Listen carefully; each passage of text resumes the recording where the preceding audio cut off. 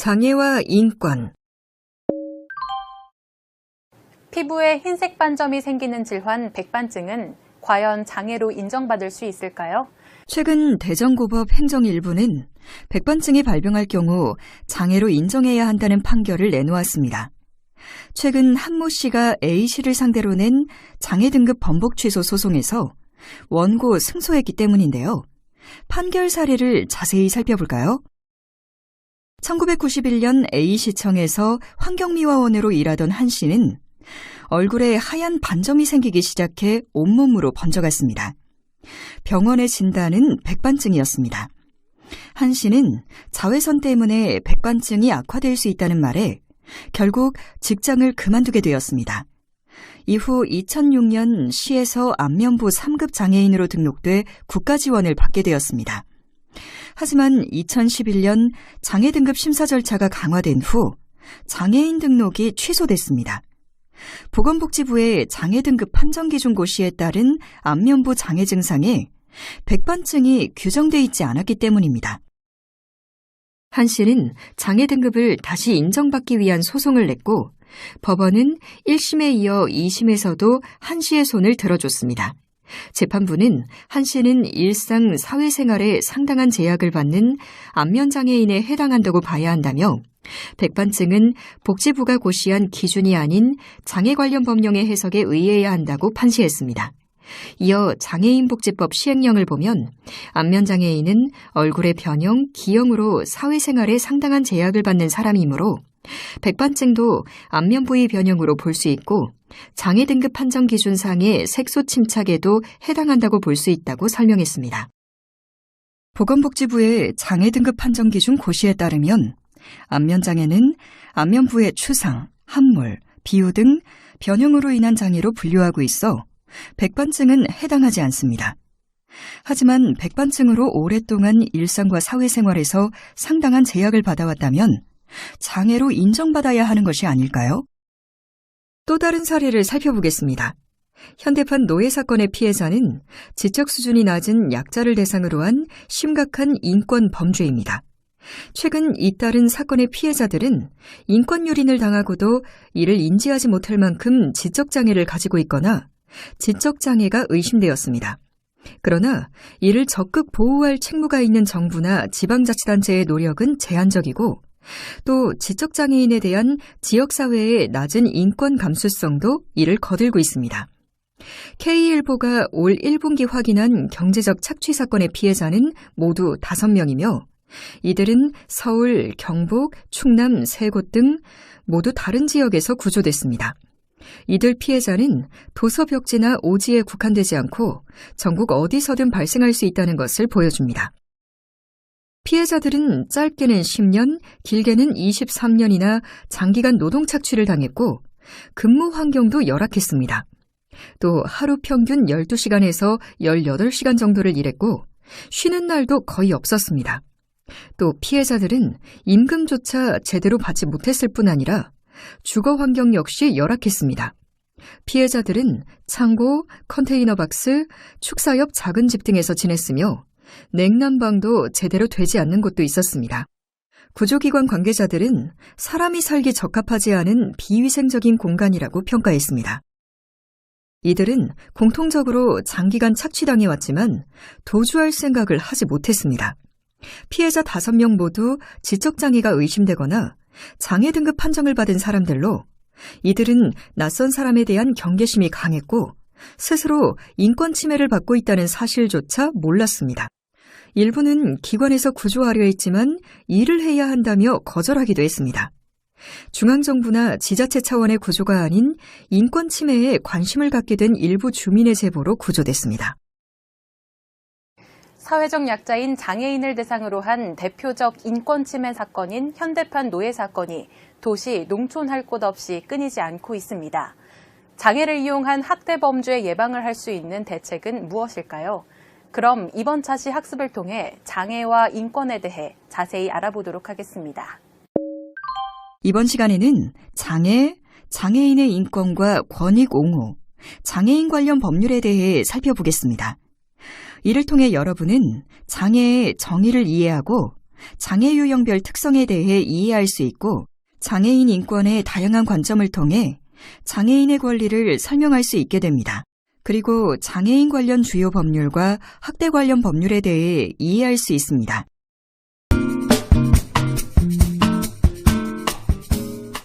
1. 장애에 대한 이해.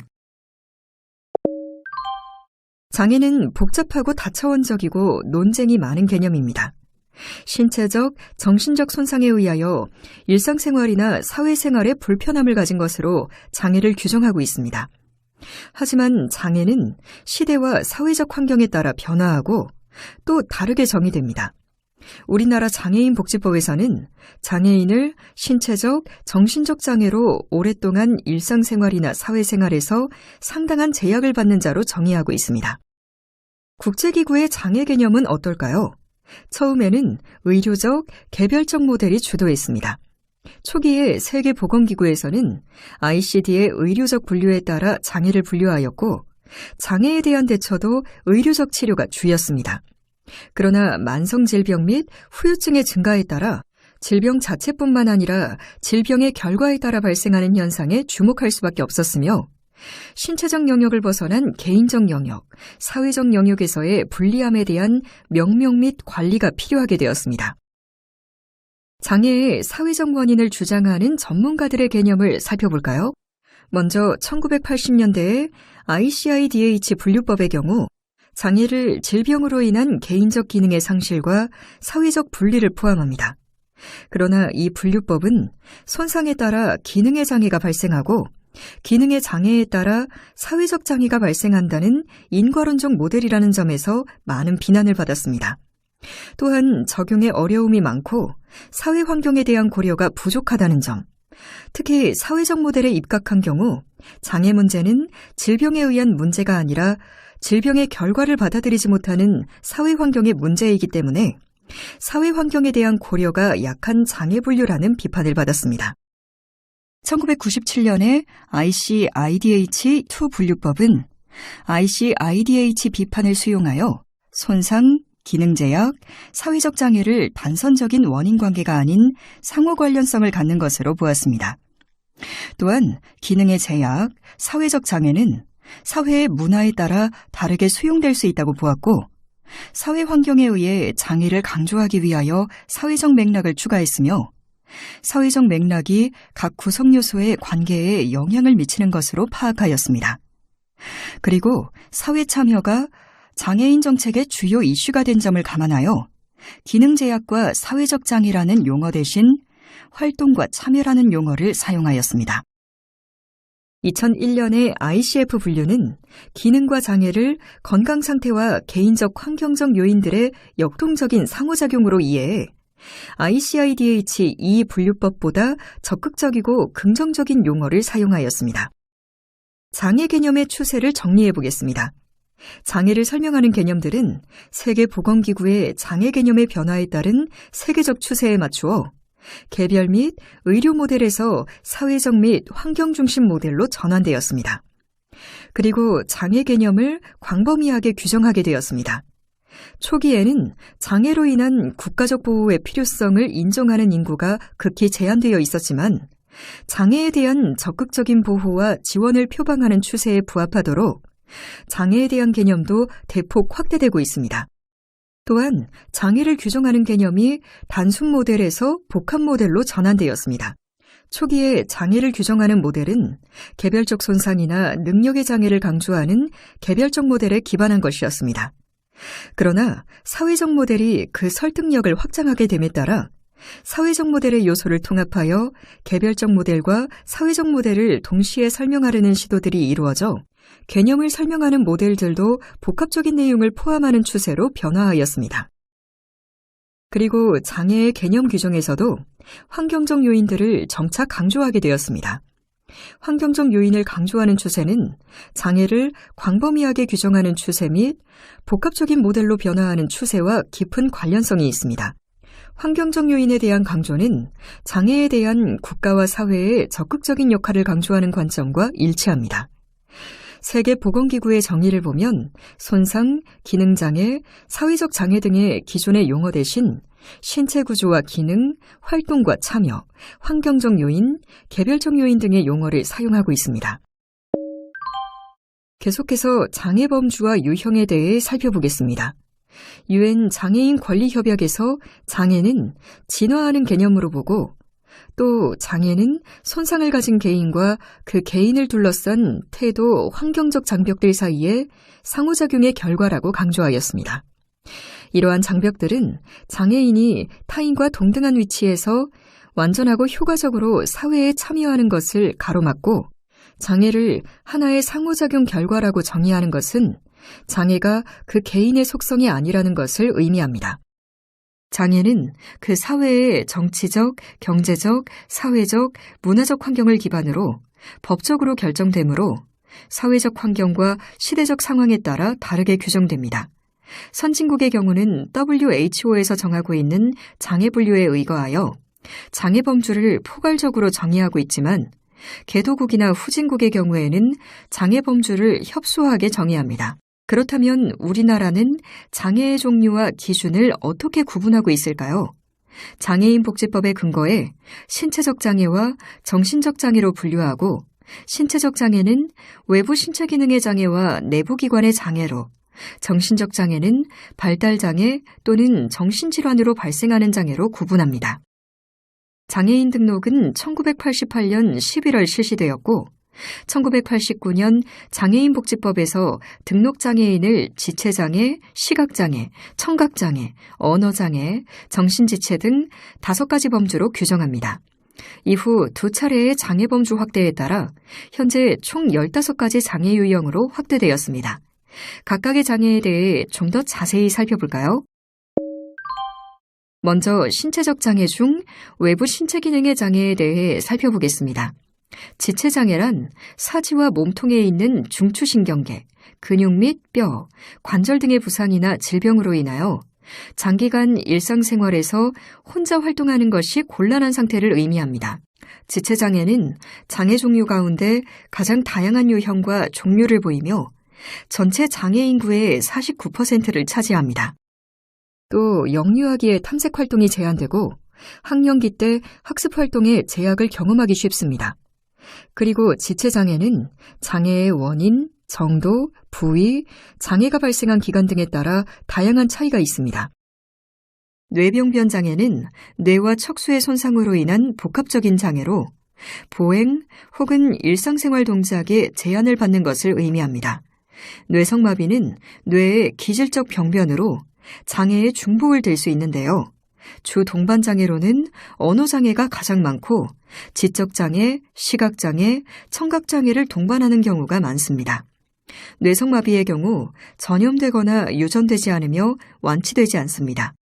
뇌병변의 경우 대개 언어장애를 가지고 있으며 시각장애나 청각장애를 가지고 있는 경우도 있으나 쓰기나 균형, 이동 등의 문제가 있는 것이지 지능과는 직접적인 연관이 없습니다. 다만 뇌의 손상 부위와 정도에 따라 지적장애가 동반되기도 합니다. 청각장애는 소리와 말을 듣는 귀, 즉 청신경의 기능에 이상이 생겨 말과 음을 잘 듣지 못하는 상태입니다. 큰 소리만 알아들을 수 있는 난청과 전혀 알아듣지 못하는 농으로 구분됩니다. 1차적인 장애는 소리를 잘 듣지 못하는 것이며 이로 인해 발생하는 흔한 2차적 장애는 언어장애입니다.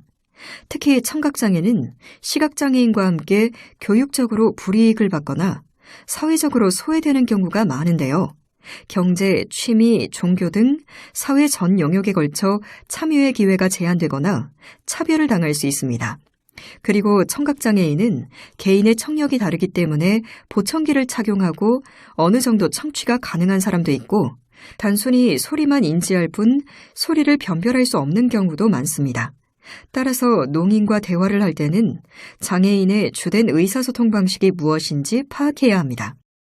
언어장애는 음성기능 또는 언어기능에 영속적이고 현저한 장애가 있는 것을 말합니다.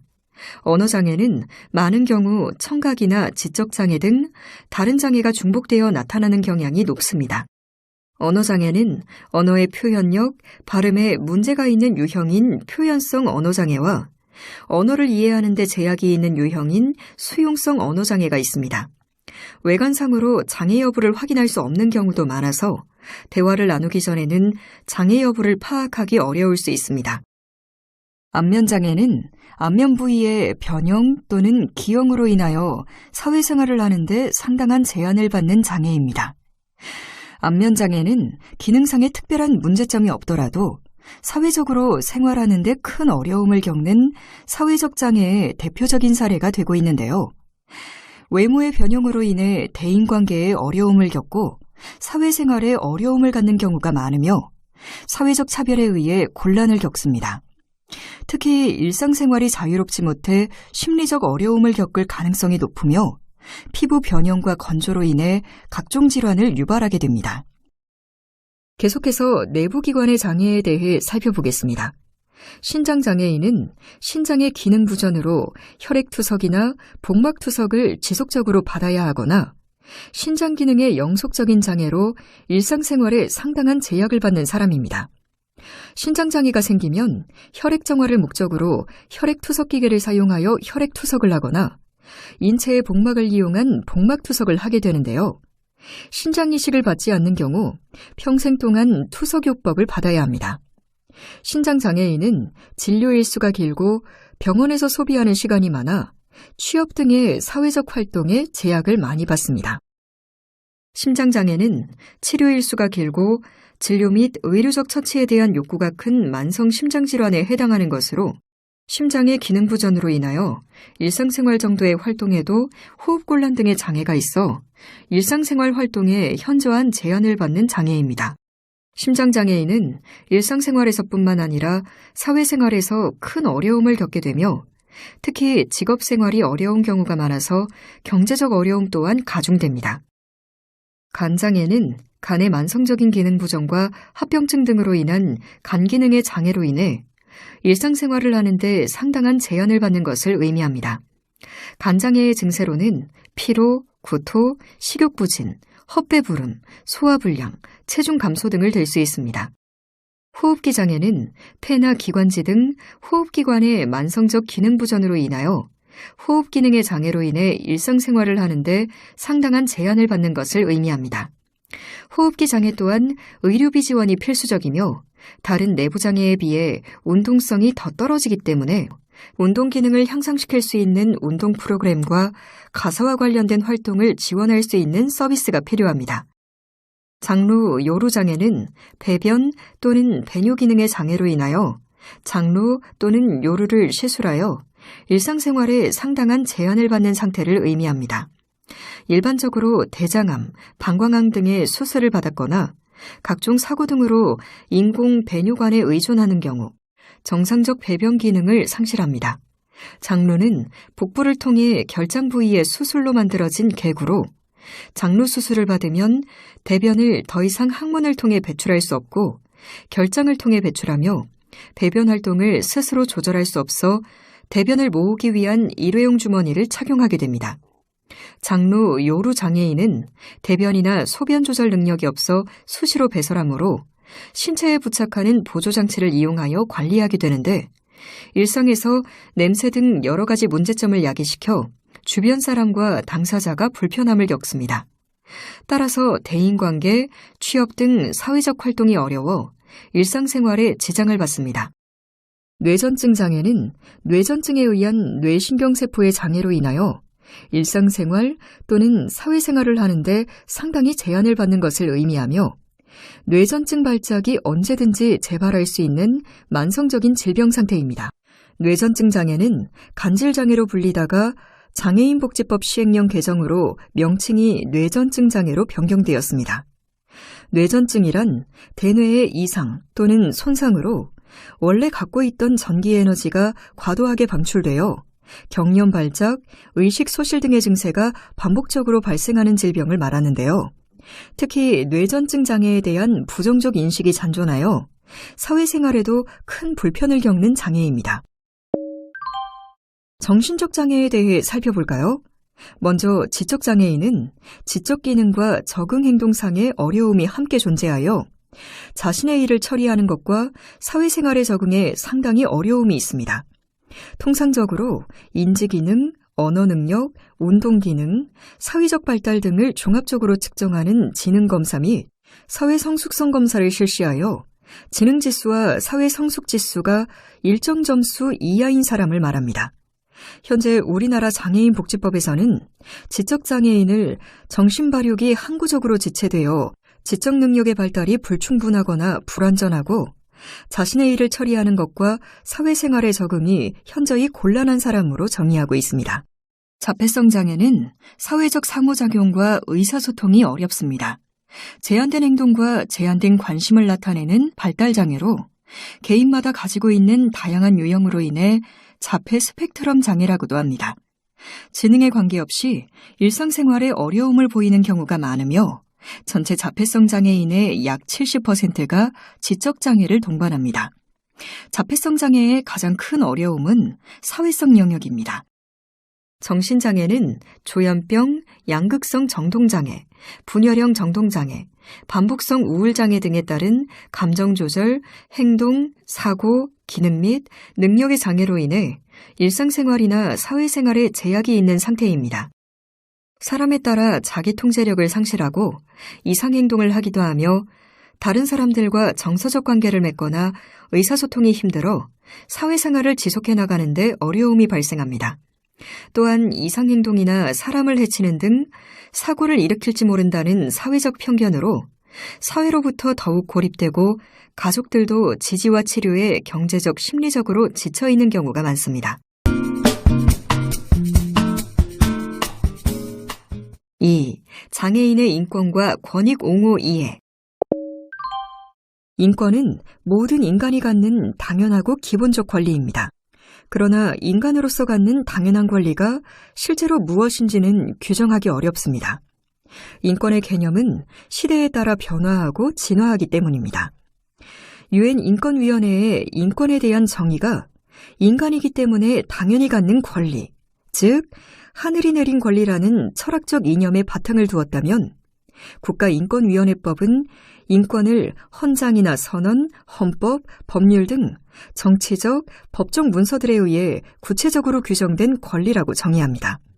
인권은 넓은 의미로도 혹은 좁은 의미로도 이해될 수 있는데 통칭하면 인간이면 누구나 태어나면서 부여받는 기본적인 권리라고 할 수 있습니다. 세계 인권선언은 인권에 대한 개념과 의미를 다음과 같이 정의합니다. 모든 인간은 태어날 때부터 자유롭고 존엄성과 권리에 있어서 평등하다. 인간은 이성과 양심을 부여받았으므로 서로에게 형제자매의 정신으로 행해야 한다. 모든 사람은 인종, 피부색, 성, 언어, 종교, 정치적 또는 그 밖의 견해, 민족적 또는 사회적 출신, 재산, 출생, 기타의 지위 등에 따른 어떠한 종류의 구별도 없이 세계 인권선언에 제시된 모든 권리와 자유를 누릴 자격이 있다. 우리나라 헌법에는 모든 국민은 인간으로서의 존엄과 가치를 가지며 행복을 추구할 권리를 가진다고 되어 있으며 국가인권위원회법에는 인권이라 함은 헌법 또는 법률에서 보장하거나 대한민국이 가입 비준한 국제인권조약 및 국제관습법에서 인정하는 인간으로서의 존엄과 가치 및 자유와 권리를 말한다고 되어 있습니다. 그리고 유엔 인권위원회에는 국적과 거주지, 생물학적 성, 인종, 피부색, 언어 또는 다른 상태와는 무관하게 모든 인간에게 태어나면서 주어지는 권리이며 차별 없이 동등하게 그 자격을 부여받는 권리이다 라고 명시되어 있습니다. 이전의 특성과 원칙은 인간이면 누구에게나 예외 없이 보장되어야 하는 보편성이 그 첫 번째 기본 원칙입니다. 세계 인권선언을 비롯한 인권국제협약에 가입한 국가들은 그 국가의 정치적, 경제적, 문화적 체계와는 무관하게 모든 인권과 기본적인 자유를 보호하고 증진할 의무를 갖는다는 점에서 인권의 보편성을 바라볼 수도 있습니다. 달리 표현한다면 인권은 국가의 정치와 경제 또는 문화와 무관하게 보호되어야 할 보편적인 권리인 것입니다.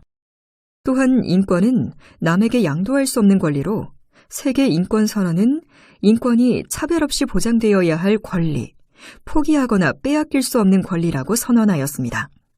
따라서 국가의 이름으로 개인의 인권을 침해해서는 안 될 뿐만 아니라 예를 들어 범죄자에 대한 처벌과 같이 개인의 인권을 제한하더라도 반드시 법률에 따라 이루어져야 합니다. 다음은 상호 의존성입니다. 세계 인권선언은 공포와 결핍으로부터의 해방을 인류의 이상이라고 명시하고 있습니다. 인간이 존엄한 삶을 영위하기 위해서는 빵과 자유, 즉 사회권과 자유권이 모두 필요합니다. 두 영역의 권리는 서로 불가분의 관련성을 가지므로 한쪽의 권리가 증진되거나 축소되는 것이 다른 쪽의 권리의 증진과 축소에 영향을 미칩니다. 즉, 나의 권리가 타인의 권리와 서로 밀접하게 연결되어 있다는 인식은 인권에 대한 연대의식과 책임 공유가 중요하다는 의미입니다. 세계 인권선언을 비롯한 모든 국제인권조약에서 채택하고 있는 중요한 원칙으로 평등은 자유와 함께 인권이 실현해야 할 중요한 가치입니다. 평등과 비차별은 모든 국제적 및 지역적 인권조약과 헌법 등 국내법에 명시되어 있는 인권의 핵심으로 모든 인간은 법 앞에서 평등하며 법이 인정한 동등한 보호 및 동등한 혜택을 차별 없이 받을 자격이 있다는 것입니다. 인권을 적용함에 있어 국적과 거주지, 생물학적 성, 인종, 피부색, 언어와 장애 등 인간이 가진 특성에 따른 차별을 금지합니다. 그리고 세계 인권선언은 인권을 짓밟은 폭정과 억압에 대항하는 마지막 수단으로 반란에 호소하지 않기 위해서는 법률로서 인권을 안정적으로 보호해야 한다고 선언하고 있습니다. 권력자의 자의적 기준에 따라 인권이 좌우되어서는 안 되며 보다 예측 가능하고 안정된 법적 질서 속에 인권이 보장되어야 한다는 것입니다. 또한 인권은 사회 역사적 산물로서 시대를 거쳐 발전하고 진화해 왔으며 그 과정에서 인권의 내용과 범주도 확대되어 왔습니다. 인권의 내용은 흔히 발전 과정과 맞물려서 제1세대, 제2세대, 그리고 제3세대로 구분할 수 있습니다. 각각의 내용을 좀 더 살펴보겠습니다. 제1세대 인권은 자유권과 정치적 참여의 권리로 제1세대 권리의 핵심 이념은 자유입니다. 이러한 권리의 범주에는 생명권과 법 앞의 평등, 표현의 자유, 종교의 자유, 참정권 등 시민이 기본적으로 향유해야 할 권리들이 포함되어 있습니다. 제1세대의 인권은 매우 오랜 역사를 가지고 있으며 장애인 학대는 제1세대의 자유권을 침해하는 대표적 행위입니다. 제2세대 인권은 평등을 기본 이념으로 하고 경제적, 문화적, 사회적 속성을 지닌 권리로서 2차 세계대전 이후에 부각되기 시작합니다. 경제적 권리는 적당한 생활 수준의 획득 및 유지, 노동권, 노동조건에 대한 권리, 노동조합에 대한 권리 등이 포함되고 사회적 권리는 사회보장, 가족에 대한 보호, 육체적, 정신적 건강에 대한 권리 등이 포함됩니다.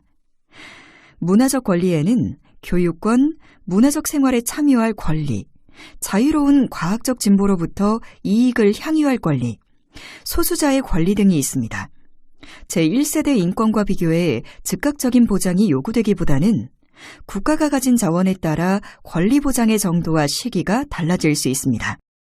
제3세대 인권은 국제적으로 최근에 새롭게 부각된 권리로 연대권과 집단적 권리를 말합니다.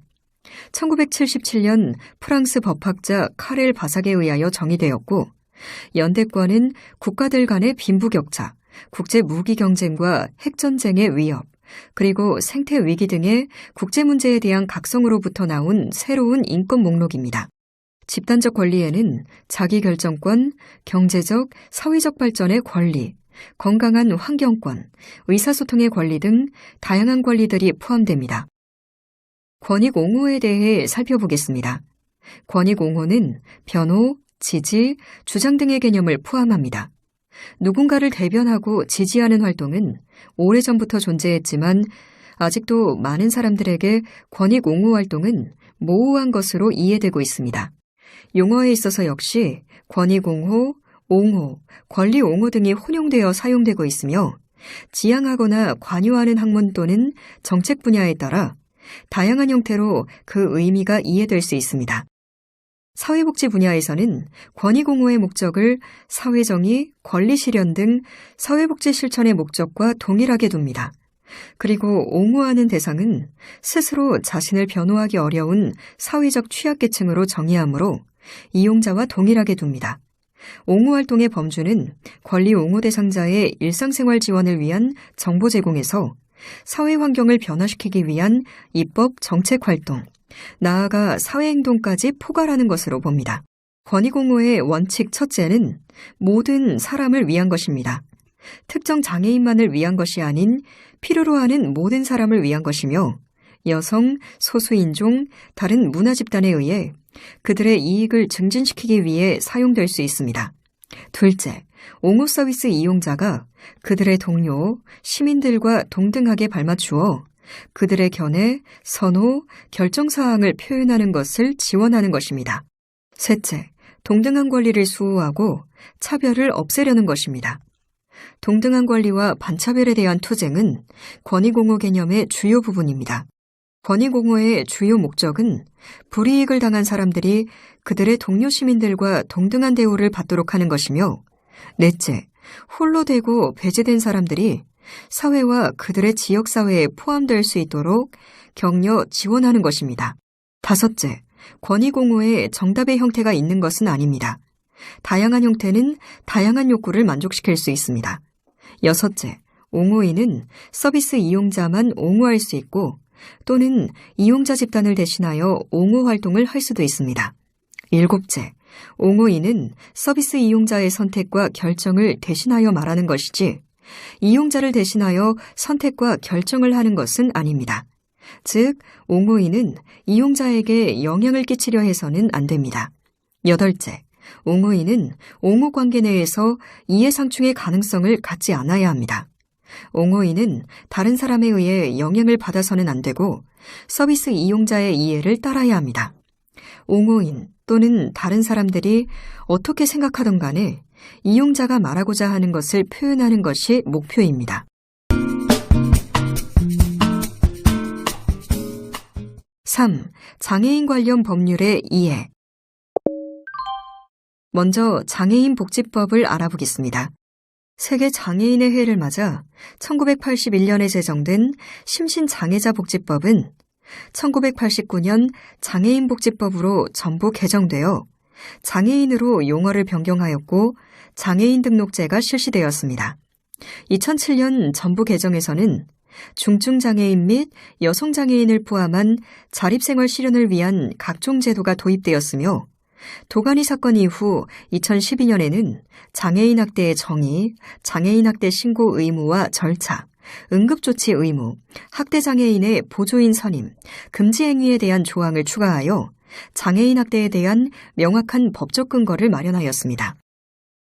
2015년에 장애인 학대의 예방과 방지 의무, 장애인 권익옹호기관의 설치 및 사후 관리 조항을 새로 추가하여 장애인 학대에 대한 예방 및 대응 체계를 구축하기 위한 법적 근거를 마련하여 2017년 1월부터 장애인 권익옹호기관이 전국적으로 설치 운영되어 장애인 학대 예방과 대응이 이루어지고 있습니다.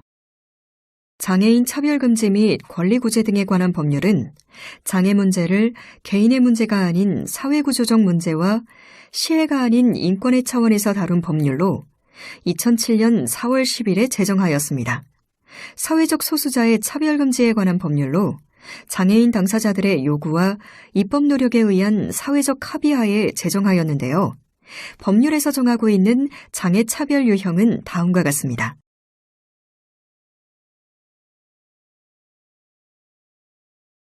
발달장애인 권리보장 및 지원에 관한 법률은 발달장애인의 의사를 최대한 존중해 생애 주기에 따른 특성 및 복지 욕구에 적합한 지원과 권리 옹호를 통해 발달장애인의 사회 참여와 권리 보호를 명시하고 있으며 주요 내용은 다음 사항들을 규정하고 있습니다. 장애아동 복지지원법은 장애아동의 특별한 복지적 욕구에 적합한 지원을 통합적으로 제공함으로써 장애아동이 안정된 가정생활 속에서 건강하게 성장하고 사회 참여를 할 수 있도록 하고 장애아동 가족의 부담을 줄이기 위해 2011년 8월에 제정하였습니다. 이 법의 제4조 장애아동의 권리에서는 장애아동의 학대에 대한 보호 필요성을 언급하고 있지만 구체적인 서비스 전달 체계는 제시하지 않고 있습니다. 주요 내용은 다음과 같으며 장애아동 학대에 대한 실태조사 및 관련 제도에 대한 법적 규정은 마련되어 있지 않습니다.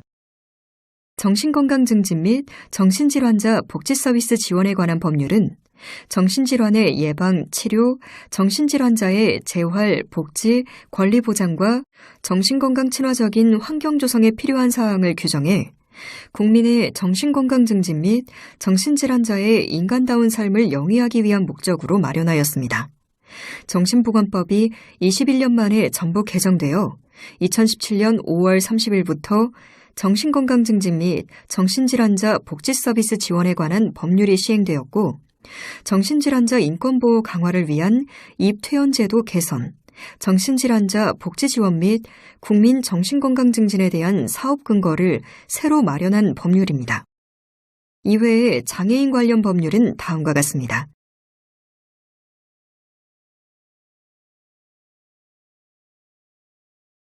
그리고 장애인 학대와 관련된 법률은 다음의 조항들이 있다는 것을 참고하시기 바랍니다. 이상으로 학습을 마치겠습니다. 수고하셨습니다.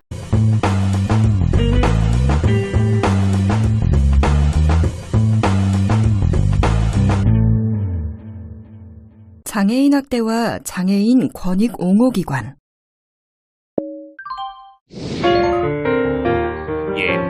옛날 아주 먼 옛날에 효성이 지극한 심청이란 처자가 살았지요. 심청이는 아버지의 눈을 뜨게 하려고 동양미 300석의 바다의 재물이 되어 인당수에 빠졌습니다. 딸 심청이가 바다에 빠져 재물이 되었다는 소식에 심학규는 큰 슬픔에 빠졌어요. 정아. 이 소식을 들은 이웃마을 뺑덕어멈은 심학규의 재산이 탐이나 심학규에게 접근을 합니다. 아이고 심씨, 딸 소식은 들었슈. 얼마나 슬프고슈. 이제 지가 심씨의 눈이 돼주고 싶구먼요. 그렇게 심학규의 부인이 된 뺑덕어멈은 심학규의 눈이 되기는커녕 심학규의 모든 것을 빼앗아갔고 그것도 모자라 구걸까지 시켰습니다. 놀면 뭐해요? 밥값을 해야지. 빨리 시장 가서 그거리라도 하란 말이요. 그렇게 시장에서 구걸을 하던 심학규가 돌아왔습니다. 나왔어요. 그려, 얼마 벌었슈? 오늘은 사람이 많이 없네. 아유, 이 화상아. 뺑덕어멈은 돈을 못 벌어오는 심학규를 더 이상 필요 없다 여겨 욕하고 때리고 외딴 곳에 버렸습니다. 한편 바다의 재물이 되어 용궁에 오게 된 심청이는 용왕에게 이 모든 소식을 전해 듣게 됩니다. 아버지. 심청아, 너는 장애인 학대 신고 번호도 모르느냐? 장애인 학대 신고 번호요? 빨리 1644에 8295로 신고하거라. 심청이는 용왕의 말대로 1644에 8295로 전화를 하게 됩니다. 네, 거기 장애인 권익 옹호 기관이죠. 장애인 학대 신고를 하려고 하는데요. 그리하여 신고를 받고 출동한 포졸은 뺑덕어멈을 포박하여 관하로 끌고 가는데 왜 그래요? 내가 불쌍한 양반 먹여주고 재워줬구만요. 지한테 상을 줘도 시원찮은 판에. 아이고 억울해요. 너는 심학규에게 신체적, 정서적 학대와 경제적 착취를 하였으며 또한 굶기고 길에 버리는 유기 방임의 악행을 저질렀다. 당장 뺑덕어멈을 하옥하라. 장애인 학대는 장애인에 대하여 신체적, 정신적, 정서적, 언어적, 성적 폭력이나 가혹행위, 경제적 착취, 유기 또는 방임을 하는 것을 말한다. 모두 들어라. 누구든지 장애인 학대를 알게 되면 1644에 8295로 신고하여라. 그렇게 제외한 심학규와 심청이는 함께 오래오래 행복하게 살았답니다.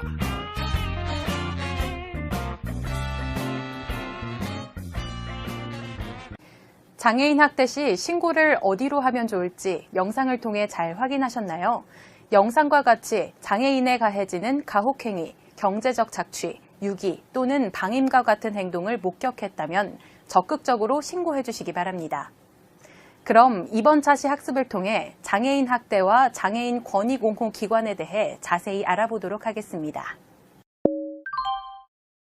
이번 시간에는 장애인 학대의 개념과 장애인 학대의 유형과 금지 행위, 장애인 학대와 법적 책임, 장애인 권익공호기관의 역할과 권한에 대해 살펴보겠습니다. 이를 통해 여러분은 장애인 학대의 개념을 이해하고 설명할 수 있고 장애인 학대의 5가지 유형과 금지 행위를 알고 설명할 수 있습니다.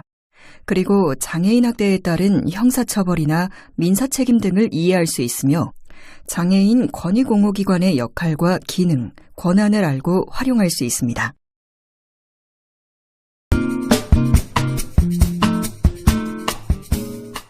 1. 장애인 학대의 개념. 국립국어 대사전에는 학대를 몹시 괴롭히거나 가혹하게 대우함 또는 그런 대우라고 정의하고 있습니다. 누구나 학대의 대상이 될 수 있으나 통상 상대적 약자에 해당하는 아동, 노인, 장애인 등이 주로 학대에 노출됩니다. 군대에서의 학대, 직장에서의 심한 괴롭힘 등은 피해자가 상대적으로 약자의 위치에 있기만 하면 피해자의 성별이나 연령, 체격이나 물리적 힘과 무관하게 누구에게나 일어날 수 있다는 점을 시사합니다. 최근에는 동물에 대한 학대 사례도 크게 늘어나고 있습니다. 학대의 개념은 고정된 것이 아니라 시대와 국가별로 다를 수 있습니다. 예를 들어 과거에는 부모가 아이를 때리는 것을 훈육이라고 받아들이는 경우가 많았지만 지금은 아동학대로 인식합니다. 그리고 학대는 대부분의 국가에서 범죄에 해당하므로 인권에 대한 인식과 법률에 의한 규제가 서로 영향을 주고받게 됩니다. 인권 관련 교육의 확대, 다양한 홍보와 캠페인 등을 통해 국민의 의식 향상 및 제도와 법률 변화를 이끌 수 있습니다. 장애인 학대란 장애인을 몹시 괴롭히거나 가혹하게 대우하는 것, 혹은 그러한 대우를 말합니다. 법률적 정의를 살펴보면 장애인 복지법에서는 장애인 학대를 장애인에 대하여 신체적, 정신적, 정서적, 언어적, 성적 폭력이나 가혹행위, 경제적 착취, 유기 또는 방임을 하는 것이라고 정의하고 있습니다. 장애인 복지법을 살펴보면 장애인이란 신체적, 정신적 장애로 오랫동안 일상생활이나 사회생활에서 상당한 제약을 받는 자를 말하며 특히 장애인 복지법의 적용을 받는 장애인은 제1항에 따른 장애인 중 다음 각 호의 어느 하나에 해당하는 장애가 있는 자로서 대통령령으로 정하는 장애의 종류 및 기준에 해당하는 자를 말합니다. 그렇다면 장애인 학대는 아동학대와 어떻게 다를까요? 장애는 특정 연령대에 국한되는 개념이 아니므로 장애인 학대 문제 역시 아동에서 노인까지 전 연령대에 걸쳐 발생합니다. 아동학대의 경우 학대 행위자는 아동의 보호자를 포함한 성인으로만 제한되는 반면에 장애인 학대에서는 학대 행위자에 대한 제한이 없으므로 누구나 학대 행위자, 즉 가해자가 될 수 있습니다. 그리고 아동학대의 경우 행위자는 대부분 부모이고 학대 발생 장소 역시 대부분 가정인데 반해 장애인 학대는 매우 다양한 양상을 보입니다. 학대 장소가 가정, 사회복지시설, 병원, 학교, 직장 등으로 다양하며 행위자의 절반 이상이 가족이 아닌 타인으로 나타나고 있습니다. 아동학대의 경우 피해자가 미성년자이기 때문에 경제적 착취는 학대의 유형에서 제외되지만 장애인 학대에서는 경제적 착취를 포함한 여러 유형의 학대가 발생합니다. 노인학대와는 어떤 차이가 있을까요? 노인학대 역시 가족, 친척에 의한 학대, 가정 내 학대가 절대적으로 높은 비율을 차지하여 장애인 학대와는 다소 다른 양상을 보입니다. 장애인 학대에서도 스스로 자신을 돌보지 않거나 도움을 거절하는 자기방임이 나타날 수 있으나 노인 학대에서는 자기방임의 비율이 상당히 높습니다. 그리고 노인 학대에서는 학대 행위자와의 관계 때문에 피해 노인이 피해 사실을 부정하거나 지원을 거부하는 경우가 종종 발생하는 데 반해 장애인 학대에서는 이러한 경우보다는 장애로 인하여 피해 사실에 대한 진술이 어려운 경우가 좀 더 자주 발생합니다. 장애인 학대에서는 학대에 해당함을 알지 못하여 피해가 장기간 지속되거나 피해 사실의 입증이 곤란한 경우가 많이 발생합니다.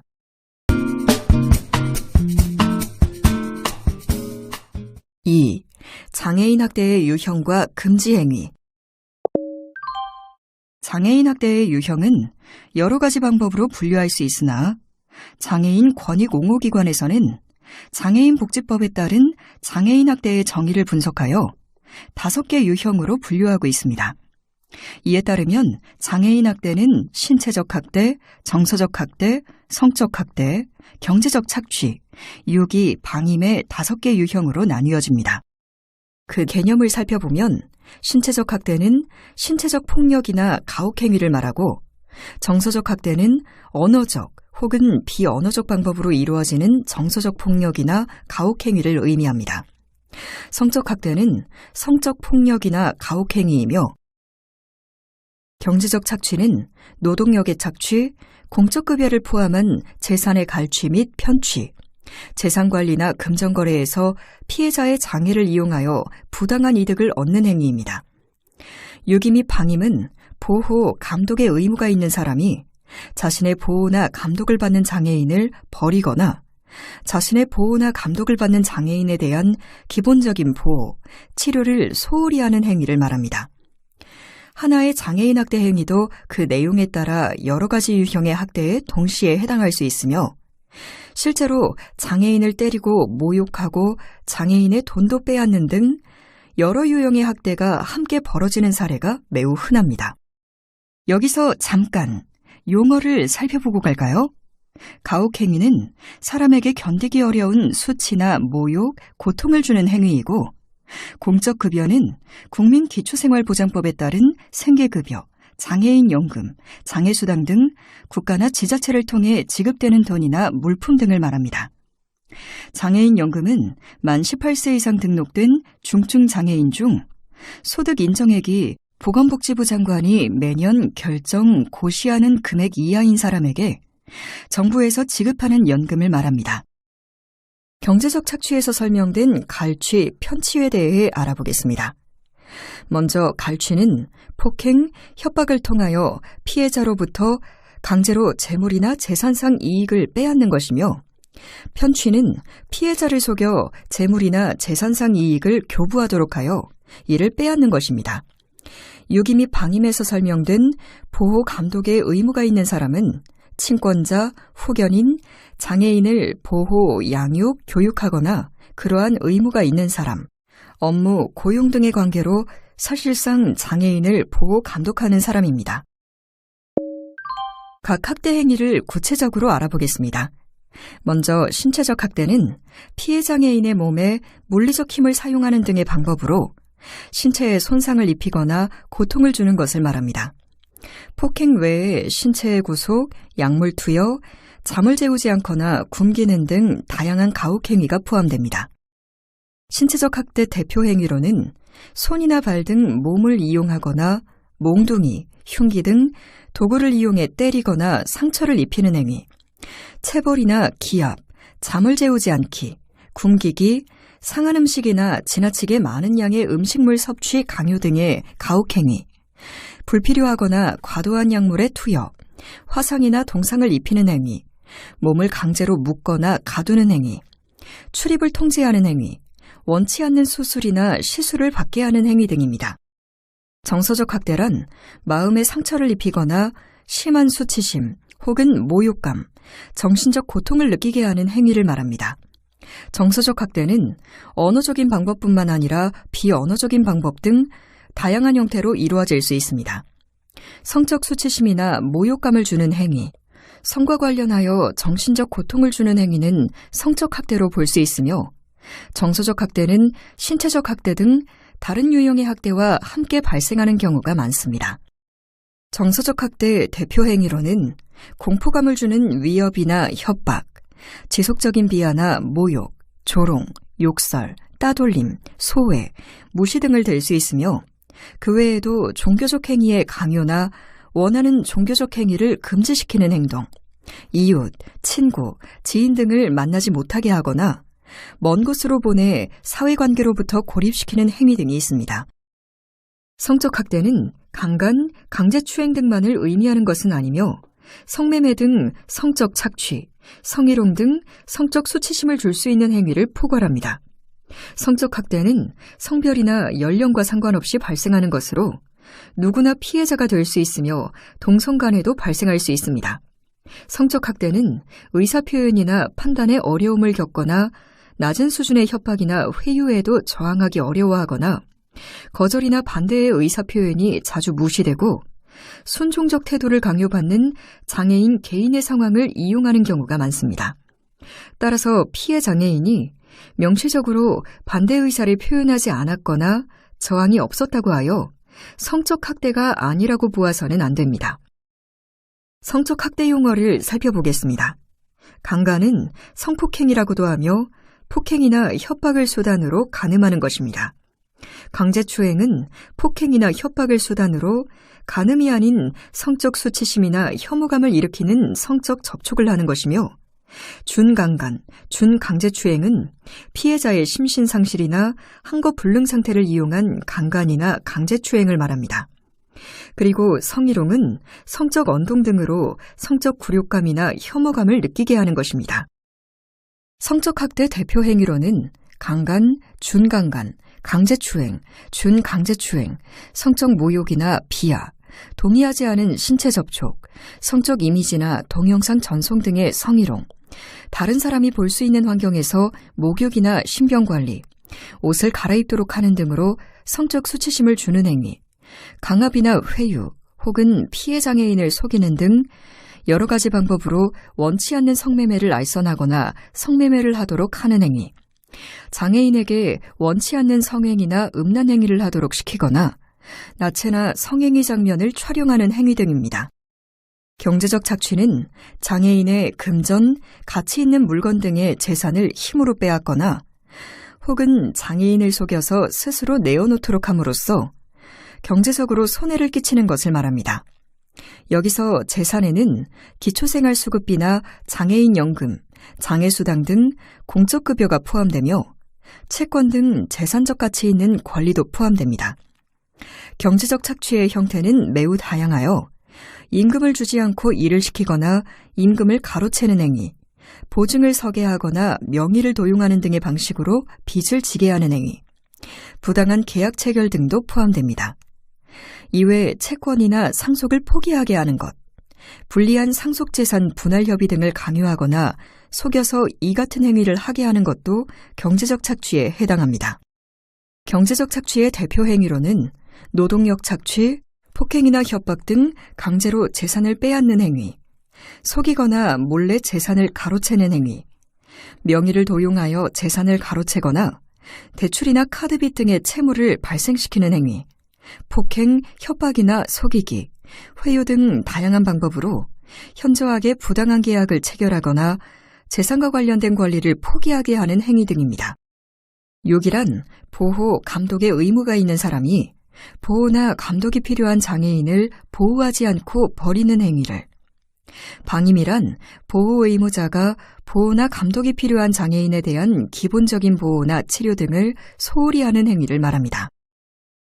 유기, 방임은 학대 행위자가 보호 의무자로 제한된다는 점이 다른 유형의 학대와 다릅니다. 보호 의무자는 사실상 보호하고 있는 사람을 포함하는 개념이기 때문에 피해 장애인과 법률상으로 어떤 관계에 있는지, 근로계약이나 서비스 이용계약 등 별도의 계약을 맺고 있는지는 중요하지 않습니다. 모든 장애인에게 보호나 감독이 필요한 것은 아니기 때문에 스스로 모든 일을 처리하기 어려워서 보호 의무자의 지원, 도움이 필요한 장애인이 유기나 방임의 대상이 됩니다.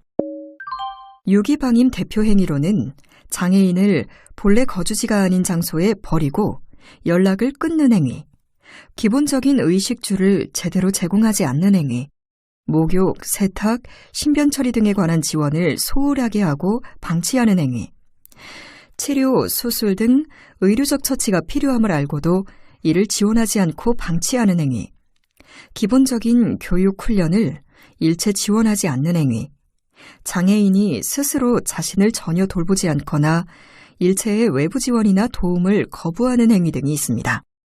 금지 행위란 장애인복지법 제59조의 9에서 금지하고 있는 행위로 형사처벌 대상이 되는 행위를 말합니다. 금지 행위에 대한 벌칙 규정은 제86조에 두고 있습니다. 금지 행위는 2015년 6월 22일에 전면 개정되어 현행 제1호, 제5호, 제6호, 제8호가 추가되면서 원래 4개에서 9개로 늘어났습니다. 특히 제2의 2호는 장애인을 대상으로 한 노동력 착취 사건이 지속적으로 발생함에 따라 2017년 2월 장애인복지법 개정 시에 추가되었으며 2017년 8월부터 시행되었습니다. 금지 행위의 내용 및 벌칙은 다음과 같습니다. 제1호에 장애인에게 성적 수치심을 주는 성희롱, 성폭력 등을 한 경우 10년 이하의 징역 또는 1억 원 이하의 벌금에 처해집니다. 제2호, 장애인의 신체에 폭행을 가하거나 상해를 입히는 행위는 상해인 경우 7년 이하의 징역 또는 7천만 원 이하의 벌금, 폭행인 경우 5년 이하의 징역 또는 5천만 원 이하의 벌금에 처해집니다. 제2의 2호에 따라 장애인의 자유의사에 어긋나는 노동을 강요하는 행위를 했을 경우 7년 이하의 징역 또는 7천만 원 이하의 벌금에 처해지며 제3호, 자신의 보호 감독을 받는 장애인을 유기하거나 의식주를 포함한 기본적 보호 및 치료를 소홀히 하는 방임 행위를 했을 경우 5년 이하의 징역 또는 5천만 원 이하의 벌금에 처해집니다. 제4호, 장애인에게 구걸을 하게 하거나 장애인을 이용하여 구걸하는 행위의 경우 5년 이하의 징역 또는 5천만 원 이하의 벌금에 처해지며 제5호, 장애인을 체포 또는 감금하는 행위는 5년 이하의 징역 또는 5천만 원 이하의 벌금에 처해집니다. 제6호, 장애인의 정신건강 및 발달에 해를 끼치는 정서적 학대 행위는 5년 이하의 징역 또는 5천만 원 이하의 벌금에 처해지며 제7호, 장애인을 위하여 증여 또는 급여된 금품을 그 목적 외의 용도에 사용하는 행위는 3년 이하의 징역 또는 3천만 원 이하의 벌금에 처해집니다. 그리고 공중의 오락 또는 흥행을 목적으로 장애인의 건강 또는 안전에 유해한 고개를 시키는 행위는 1년 이하의 징역 또는 1천만 원 이하의 벌금에 처해집니다. 금지 행위는 모두 장애인 학대에 해당합니다. 예를 들어 제2호의 2는 경제적 착취에 해당하지만 폭행이나 협박, 감금 등이 있는 경우 신체적 학대나 정서적 학대에도 동시에 해당할 수 있습니다.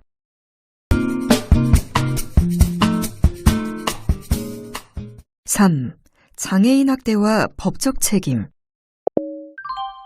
장애인 학대가 장애인복지법에 따른 금지 행위인 경우 해당 벌칙에 따라 장애인복지법 위반으로 처벌됩니다.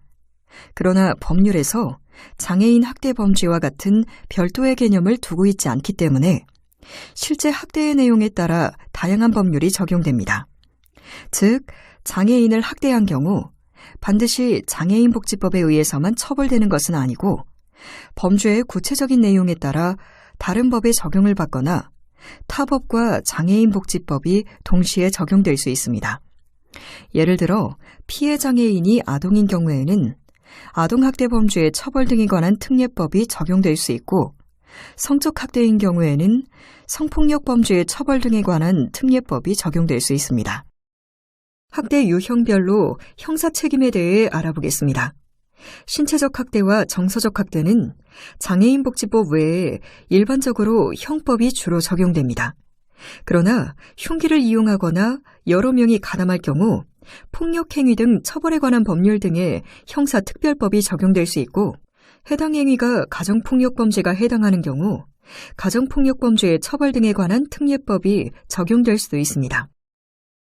성적 학대는 장애인복지법 외에 처벌이 강화되어 있는 특별법이 적용되는 경우가 많습니다.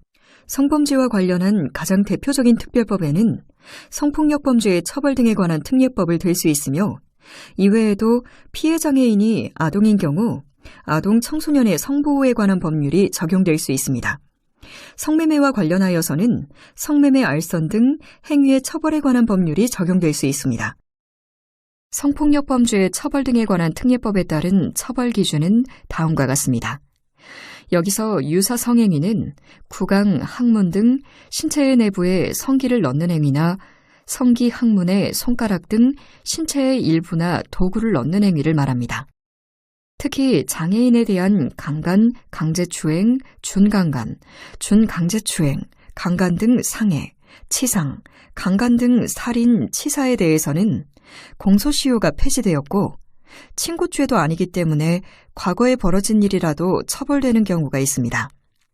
여기서 공소시효는 검사가 공소를 제기할 수 있는 기간입니다.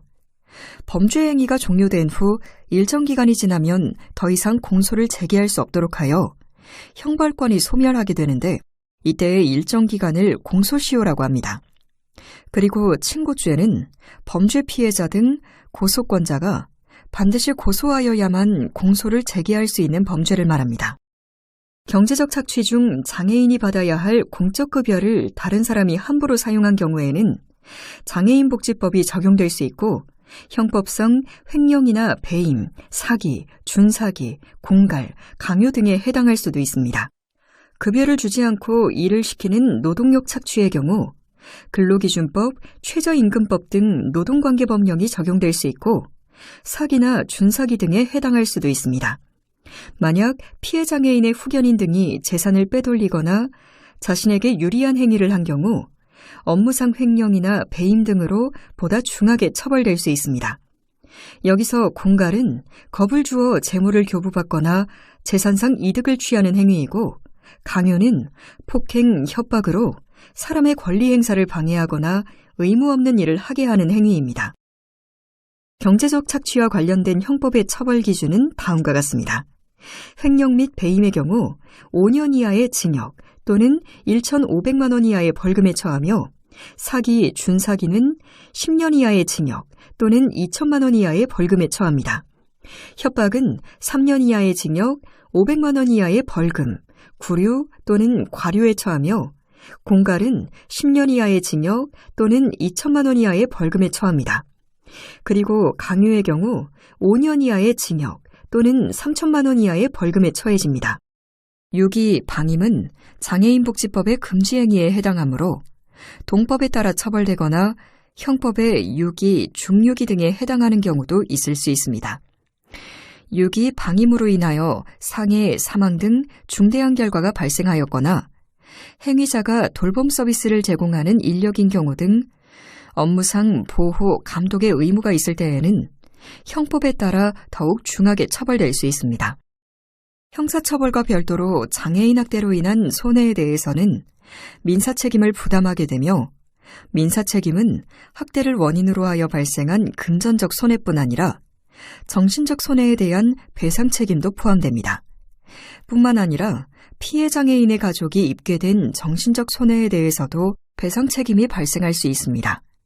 직접 손해에는 학대로 인해 발생한 치료비, 수술비, 간병비 등은 물론 사기, 횡령, 배임 등으로 인해 발생한 금전적 손해 등이 포함됩니다.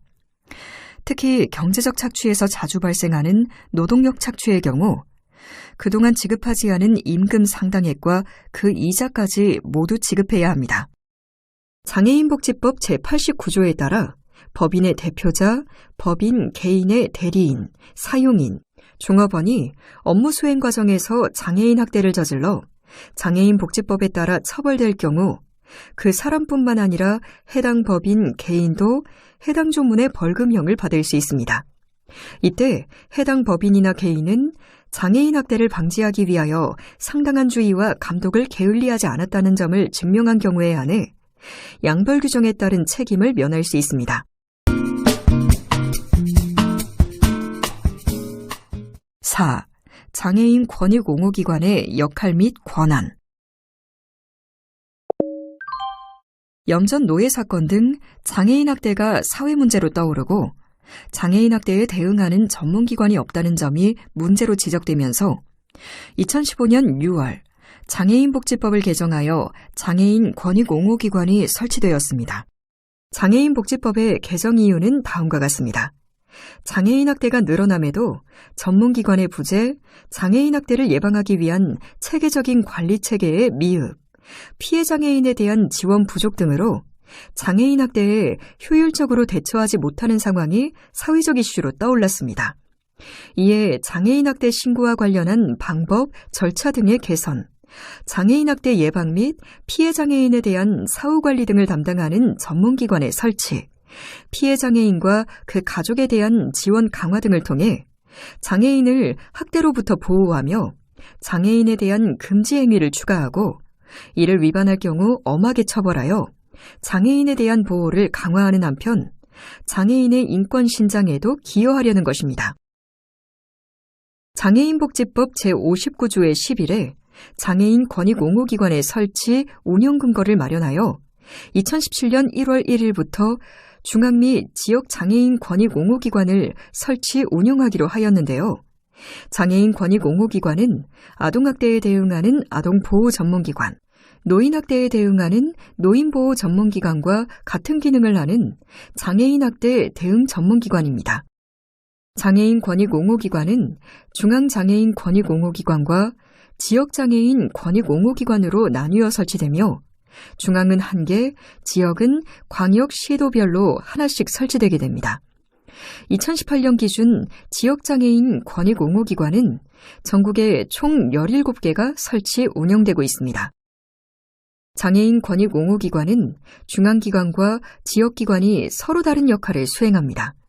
중앙장애인 권익옹호기관은 연구, 프로그램 개발, 장애인 학대 통계 생산, 인력 개발 등 지역기관에 대한 지원 및 정책 관련 업무를 주로 담당하고 지역장애인 권익옹호기관은 장애인 학대의 신고 접수, 피해자 지원, 사후 관리 등 장애인 학대에 대한 직접적인 대응 업무를 주로 담당합니다.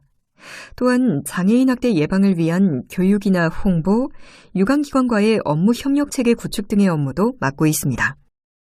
중앙장애인 권익옹호기관과 지역장애인 권익옹호기관의 주요 업무는 다음과 같습니다. 장애인 권익옹호기관의 지원 대상은 모든 유형의 학대받은 장애인으로 장애의 종류나 정도에 따라 지원 대상을 구분하지 않습니다. 장애인복지법에 따른 장애인 등록 절차를 마치지 않은 장애인에 대한 학대도 신고 접수와 현장 조사가 이루어집니다. 장애인 권익옹호기관은 다음과 같은 권한을 갖습니다. 먼저 경찰 동행 요청권입니다. 장애인복지법 제59조의 7에 따라 장애인 권익옹호기관의 직원이나 경찰관은 장애인 학대 신고가 접수되었을 때 현장에 출동하여야 하며 장애인 권익옹호기관의 장과 수사기관의 장은 상호 동행을 요청할 수 있습니다. 요청을 받은 장애인 권익옹호기관의 장이나 수사기관의 장은 정당한 사유가 없으면 소속 직원이나 사법경찰관리가 현장에 동행하도록 하여야 합니다. 장애인복지법 제59조의 7에 따라 장애인 권익옹호기관의 직원은 장애인 학대 관계인에 대하여 조사나 질문을 할 수 있습니다. 장애인 권익옹호기관의 직원은 조사 과정에서 학대받은 장애인, 신고자, 목격자 등이 자유롭게 진술할 수 있도록 학대 행위자로부터 분리하는 등 필요한 조치를 취해야 하며 학대받은 장애인을 학대 행위자로부터 분리하거나 치료가 필요하다고 인정할 때에는 의료기관에 인도하거나 안전한 곳으로 이동하게 하는 응급조치를 실시할 수 있습니다. 누구든지 장애인 학대 현장에 출동한 자에 대하여 현장 조사를 거부하거나 업무를 방해해서는 안 되고 현장 조사를 거부, 기피하거나 업무를 방해한 자는 300만 원 이하의 과태료에 처해지며 이와 별도로 폭행, 협박, 위계, 위력 등으로 장애인 권익옹호기관의 업무를 방해한 경우 5년 이하의 징역 또는 5천만 원 이하의 벌금형에 처해집니다. 장애인복지법 제59조의 11 제3항에 의하여 장애인 권익옹호기관의 장은 업무를 수행하기 위하여 필요한 경우 관계기관의 장에게 사실 확인이나 관련 자료의 제공을 요청할 수 있습니다. 이 경우 자료 제공을 요청받은 관계기관의 장은 정당한 사유가 없으면 요청에 따라야 합니다. 장애인복지법 제59조의 12에 따라 장애인 권익옹호기관의 장은 피해 장애인의 안전 확보, 장애인 학대의 재발 방지 등을 위해 사후 관리를 하여야 하는데요. 이를 위해 장애인 권익옹호기관의 장은 관계기관, 법인, 단체, 시설에 협조를 요청할 수 있으며 피해 장애인의 보호자, 가족은 장애인 권익옹호기관의 지원에 참여하여야 합니다. 장애인 권익 옹호기관의 업무 수행을 정당한 사유 없이 거부하거나 방해해서는 안 됩니다. 이상으로 학습을 마치겠습니다. 수고하셨습니다.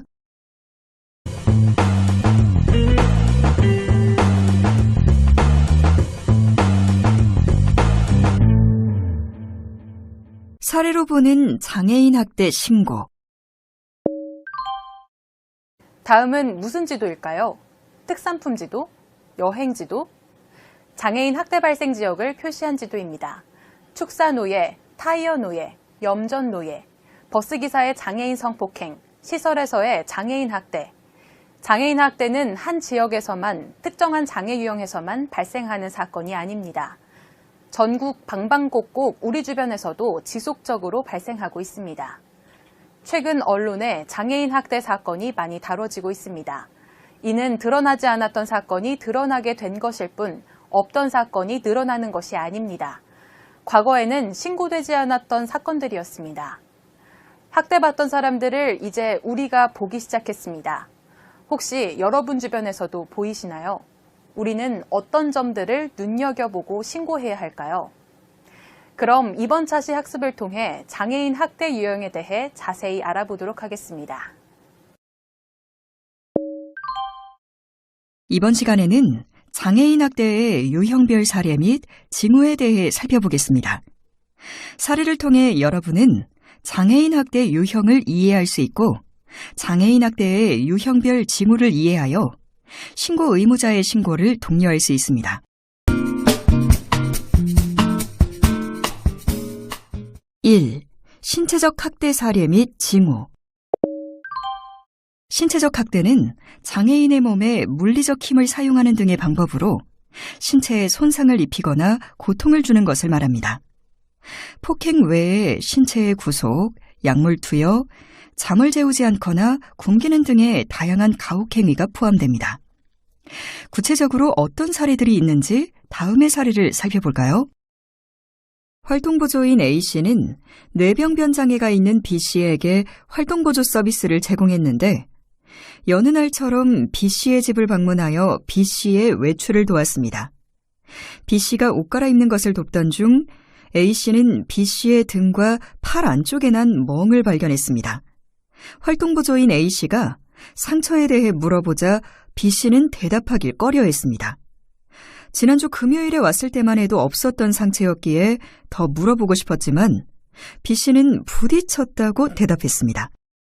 며칠 뒤 다시 방문한 활동보조인은 B씨의 다리가 부어있는 것을 발견했고 이번에도 B씨가 부딪혔다고 대답하자 활동보조인 A씨는 조심스레 다친 경위를 물어보고 혹시 도울 일이 있으면 말해도 된다고 설득했습니다. 알고 보니 상처는 부딪힌 것이 아니라 B씨 남편의 폭행으로 생긴 것이었습니다. B씨의 남편은 술을 마시거나 화가 나면 자주 B씨를 폭행했다고 합니다. 한동안 잠잠했는데 근래에 다시 폭행이 시작되었다는 것입니다. 활동보조인은 바로 활동보조 제공기관을 통해 장애인 권익옹호기관으로 신고했으며 B씨는 현재 병원에, B씨의 남편은 경찰에서 가정폭력 및 장애인 학대로 조사를 받고 있습니다.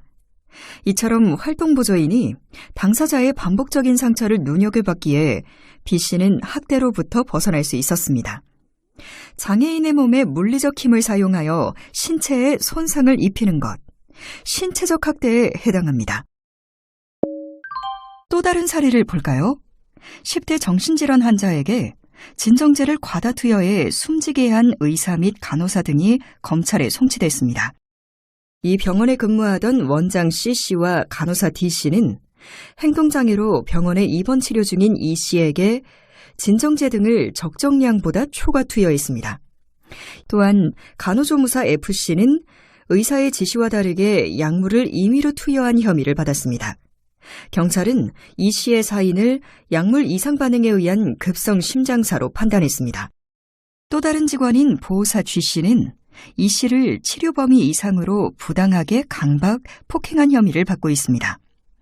정신보건법상 정신질환 환자가 자해 등의 위험이 있을 때 강박이 가능하지만 G씨는 E씨에 대한 강박을 정해진 시간보다 더 오랫동안 강박한 사실이 CCTV를 통해 확인됐습니다.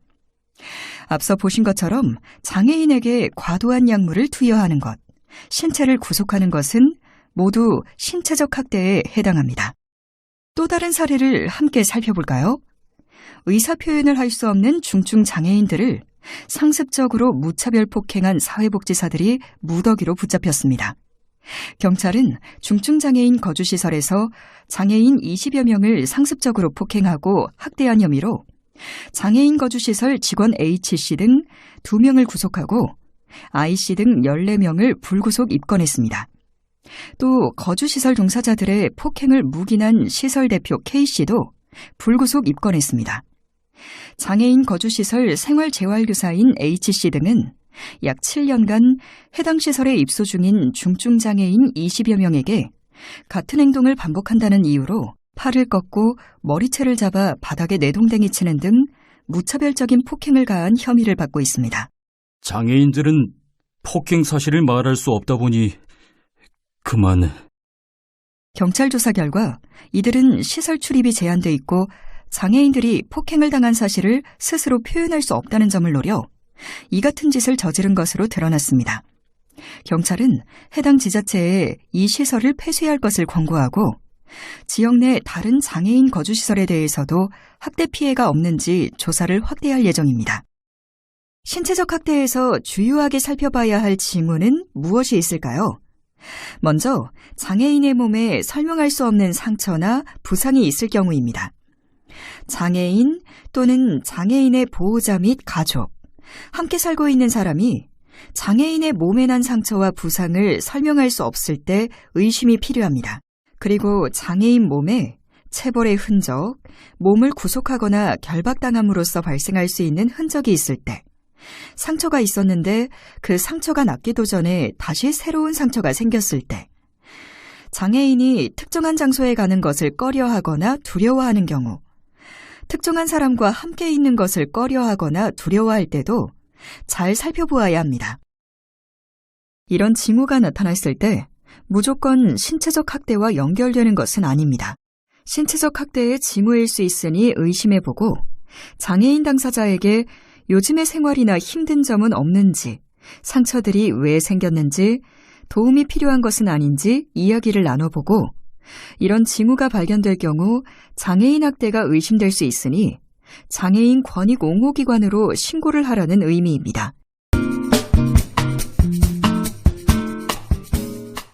2. 정서적 학대 사례 및 징후. 정서적 학대란 마음의 상처를 입히거나 심한 수치심 혹은 모욕감, 정신적 고통을 느끼게 하는 행위를 말합니다. 정서적 학대는 언어적인 방법뿐만 아니라 비언어적인 방법 등 다양한 형태로 이루어질 수 있습니다. 정서적 학대의 사례를 함께 살펴볼까요? 온라인 개인 방송에서 장애인 모욕 및 비하 발언으로 물의를 일으켰던 유명 개인 방송 진행자 L씨에게 법원이 200만 원의 벌금형을 선고했습니다. L씨는 자신의 개인 방송에 장애가 있는 MC를 출연시켰는데요. 이후 MC에게 공개적으로 장애인이 신변보호를 받을 수 있을 만큼 사회적 지위가 된다고 생각하냐, 내 부모님은 평생 장애인 부모라는 타이틀을 가지고 살아야 한다 등의 발언을 했습니다. 또한 장애인을 일반인보다 덜 떨어진, 길거리에 나가면 손가락질 받는 사람으로 표현해 장애 당사자 및 가족들의 항의가 이어졌습니다. 장애인 단체는 해당 진행자가 장애 당사자 및 가족들에게 씻을 수 없는 상처를 안겨줬다며 L씨를 상대로 형사고발을 진행했습니다. 이에 검찰은 L씨의 행위가 장애인에 대한 정서적 학대라며 장애인복지법 위반으로 벌금 200만 원을 부과했습니다. 장애인을 대상으로 장애를 비하하거나 조롱하는 등 마음에 상처를 입히는 행위는 정서적 학대에 해당합니다. 정서적 학대에서 주요하게 살펴봐야 할 징후에는 어떤 것들이 있을까요?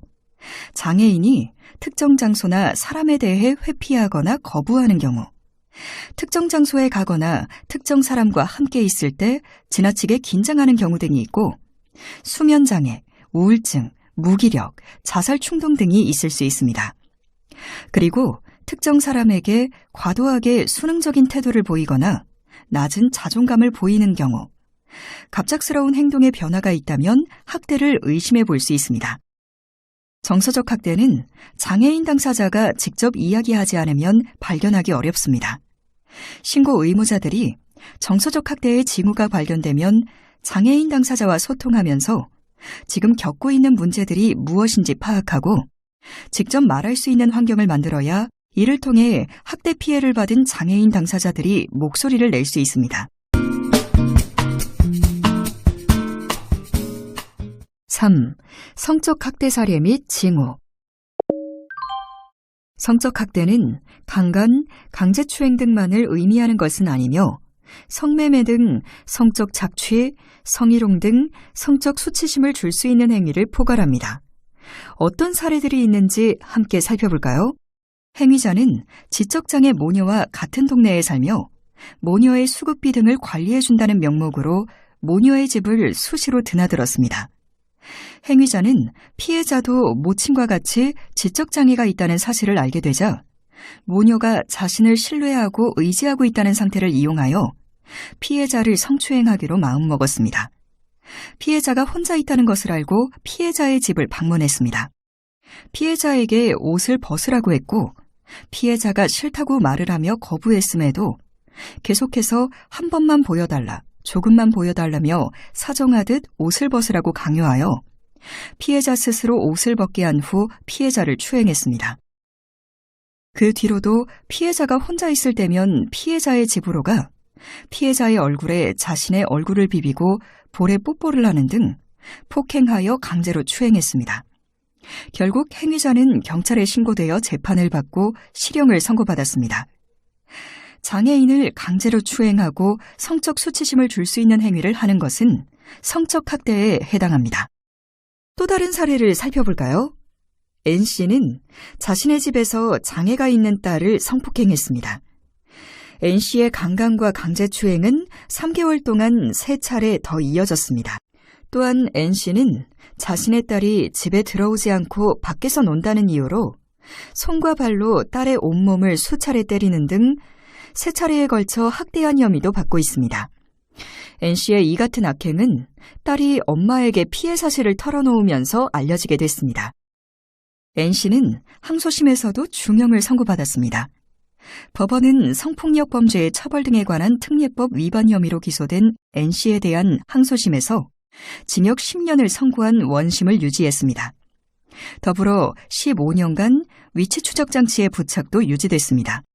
재판부는 N씨는 딸이 자신을 미워해 거짓말을 하는 것이라며 일부 범행을 부인하고 있는 등의 진술로 진정으로 반성하고 있다고 보기 어렵다며 이 사건으로 인해 N씨의 딸은 치유하기 어려운 정신적 상처와 고통을 받았을 것으로 보이는 등 여러 사정을 종합해 형을 정했다고 말했습니다. 이처럼 장애인을 강간하고 추행하는 건 모두 성적 학대에 해당합니다.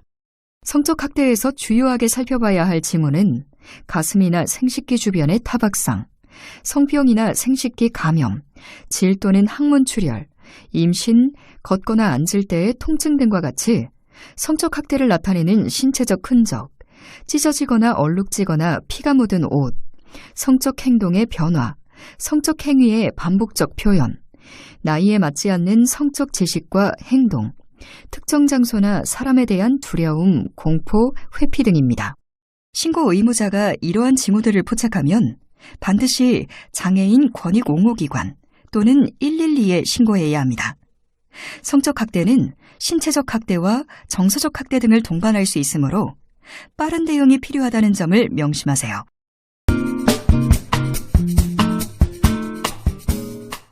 4. 경제적 착취 사례 및 징후. 경제적 착취는 장애인의 금전, 가치 있는 물건 등의 재산을 힘으로 빼앗거나 혹은 장애인을 속여서 스스로 내어놓도록 함으로써 경제적으로 손해를 끼치는 것을 말합니다. 경제적 착취의 형태는 매우 다양하여 임금을 주지 않고 일을 시키거나 임금을 가로채는 행위, 보증을 서게 하거나 명의를 도용하는 등의 방식으로 빚을 지게 하는 행위, 부당한 계약 체결 등도 포함됩니다. 다음 사례를 함께 살펴볼까요?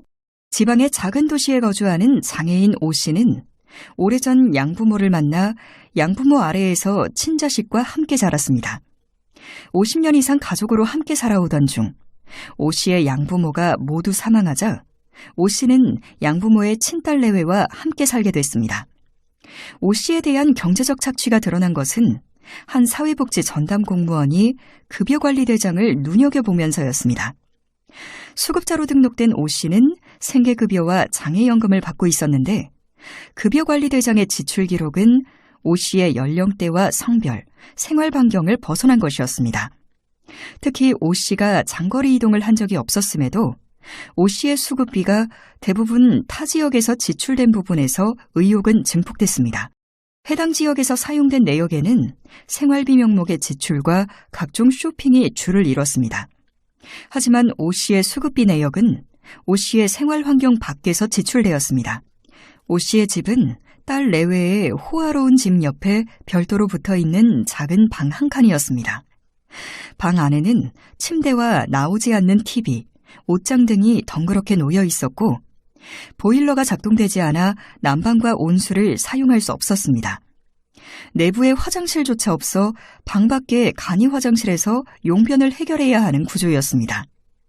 그리고 까맣게 변색된 음식물이 방치되어 있음은 물론이고 요리도구 등에는 먼지가 수북했습니다.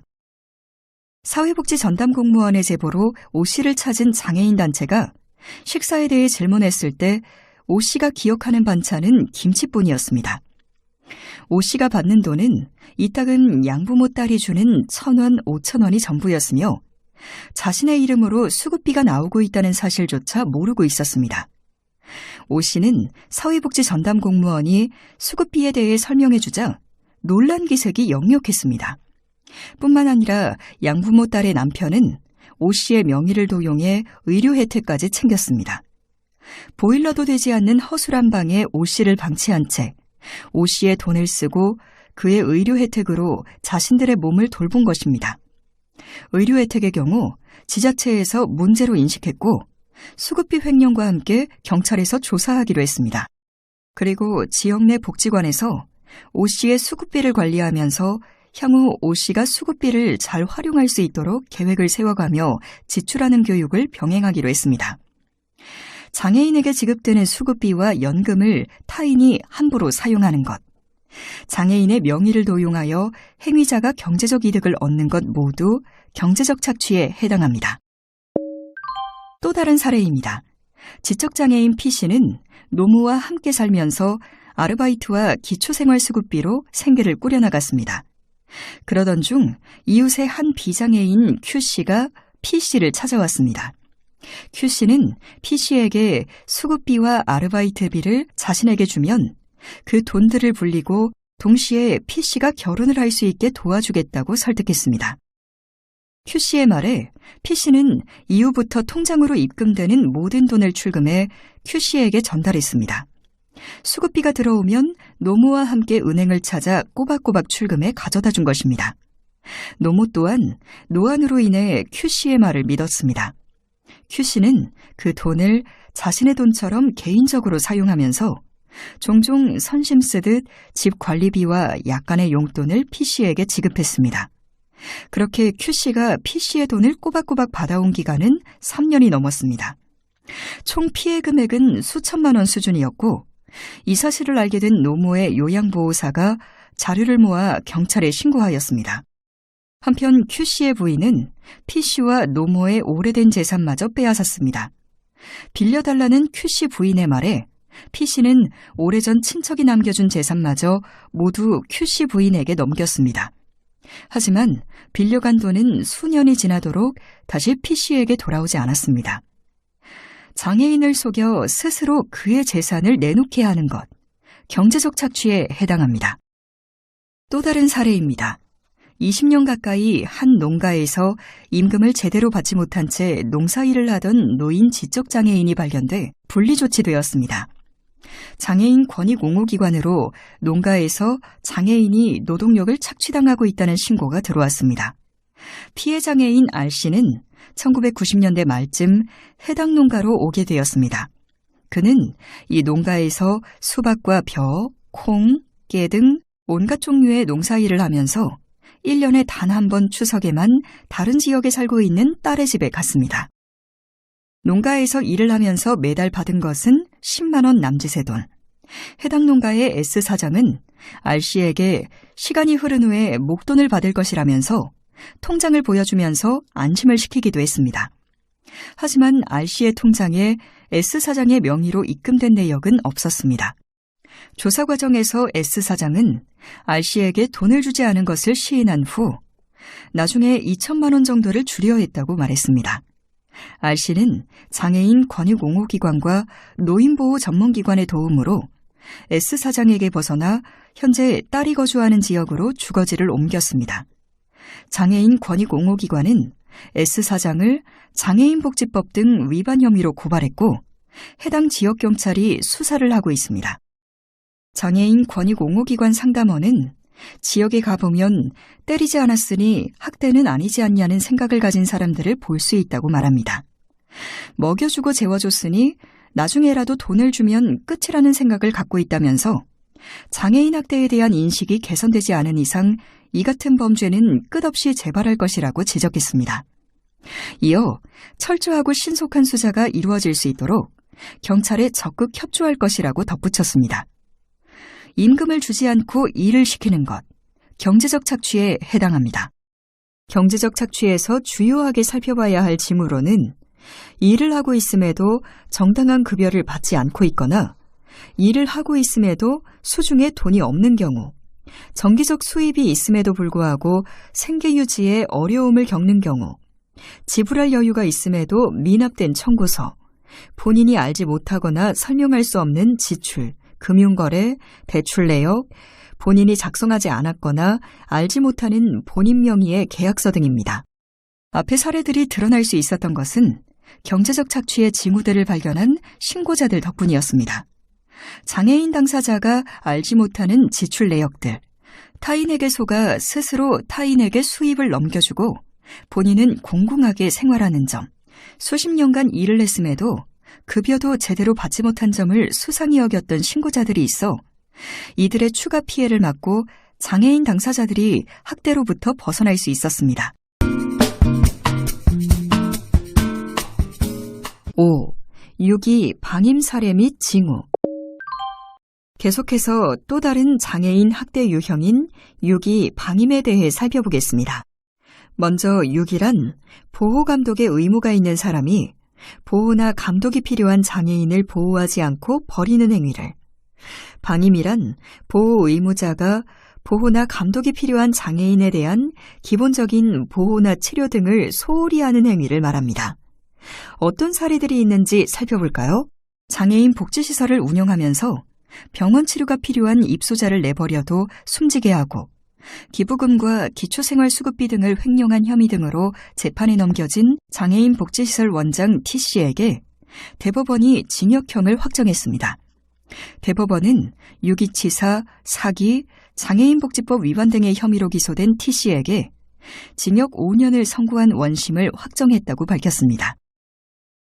수도권 일대에서 선행을 베풀며 좋은 사람으로 유명해진 T씨는 지방으로 내려가 장애인 복지시설을 운영하던 중 욕창 환자인 입소자 U씨를 방치해 숨지게 한 혐의 등으로 구속됐습니다. T씨는 와상으로 하루 종일 누워 있어야 하는 U씨를 제대로 돌보지 않아 욕창이 생기게 했고 병원 치료가 필요함에도 소독약만 발라주는 등 적절한 치료를 하지 않고 방치해 U씨를 숨지게 했습니다. 보호감독의 의무가 있는 장애인 복지시설의 장이 병원 치료가 필요한 이용자를 내버려도 숨지게 한 것은 유기 방임에 해당합니다. 또 다른 사례입니다. 장애가 있는 V씨는 행위자 W씨의 아버지 때부터 그 집에서 농사일을 하며 지냈습니다. V씨가 사는 환경은 W씨 소유주택 1층 차고로 나무 판자로 된 칸막이와 문이 있었고 V씨가 식사를 하는 공간은 각종 잡동사니와 먼지, 흙 등이 쌓여 있어 매우 지저분했습니다.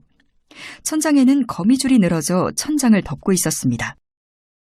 화장실이나 제대로 된 세면시설이 없어 40m 떨어진 간이 화장실을 이용했으며 바닥이 시멘트로 되어 있어 난방도 되지 않았습니다. 행위자 W씨는 V씨에게 반찬 등을 가져다 줬다고 주장하나 V씨의 집에서 냄새가 나는 굳은 밥, 곰팡이가 핀 김치, 오랫동안 설거지하지 않은 숟가락과 식기 등이 발견되었습니다. 행위자 W씨는 V씨가 상한 음식과 깨끗하지 않은 그릇을 사용할 것이라는 사실을 알고도 V씨가 상한 음식을 먹고 더러운 식기 등을 사용하는 것을 그대로 방치했던 것입니다. 또한 주민등록도 해주지 않아 이로 인한 건강보험 등의 기본적 복지 혜택도 V씨는 받지 못했습니다. 자신의 보호감독을 받는 장애인에게 했어야 할 많은 조치들을 하지 않음으로써 육체적 고통, 정신적 고통을 준 것은 유기 방임에 해당합니다. 유기 방임에서 주요하게 살펴봐야 할 징후는 저체중, 전신 쇠약, 치료가 필요한 건강 상태, 본인의 신체, 의복, 주거 공간의 위생 상태 불량, 냉난방이 되지 않거나 쓰레기나 상한 음식이 방치되어 있거나 배관과 화장실이 미흡하게 설비되어 있는 거주 환경, 알코올이나 약물의 오남용, 파손되거나 제대로 작동하지 않는 보조기기, 계절에 맞지 않는 의복 등 관리 미흡 등이 있습니다. 또 보호의무자의 관계 및 연락 단절 시에는 유기를, 보호의무자가 치료 및 서비스 제공을 거부하는 의사를 표시할 때에는 방임을, 보호나 지원이 필요함에도 본인 스스로 이를 거부할 때에는 자기 방임을 의심해 보아야 합니다. 유기 방임은 징후들을 유심히 살펴봐야 합니다. 누군가의 보호나 감독을 받고 있는 장애인이 저체중이거나 치료가 필요해 보이거나 의복의 위생 상태가 불량, 당사자가 거주하는 환경이 부적절해 보일 때 우리는 의심해 봐야 합니다. 장애인 당사자가 아픔이나 고통을 호소하지 않더라도 우리는 반드시 장애인 당사자가 적절하게 보호받고 있는지 살펴보고 이 징후들이 발견되면 반드시 장애인 학대로 신고해야 합니다. 자칫 신고가 늦을 경우 처음 사례처럼 사망이라는 안타까운 결과를 마주할 수도 있습니다. 유기 방임은 장애인의 생명 신체에 위험을 줄 수 있기 때문에 더욱 빠른 신고가 필요합니다.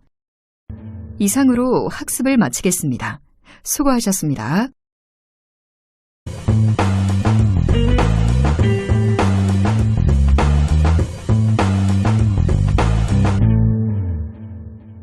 장애인 학대 신고와 신고 의무자. 왜 장애인 학대에 관심을 갖고 학대가 의심되면 신고를 해야 할까요? 장애인 실태조사에 따르면 전체 장애인 246만 명 중 가족 내 차별, 폭력을 경험한 장애인은 19,000명이며 유형을 살펴보면 언어폭력 57.3%, 정신적 폭력 19.9%, 신체적 폭력 9.4%, 방임 및 유기 9%, 경제적 폭력 4.3%의 순으로 나타났습니다. 성희롱, 성추행, 성폭행과 같은 성적 학대를 경험한 장애인은 37,000명이며 성적 학대의 대응 방식에 대한 응답 중 66.4%가 참거나 몰라서 대응하지 못하였다고 합니다. 이렇게 장애인이 학대받고 있는 사례는 뉴스에서 자주 접할 수 있습니다.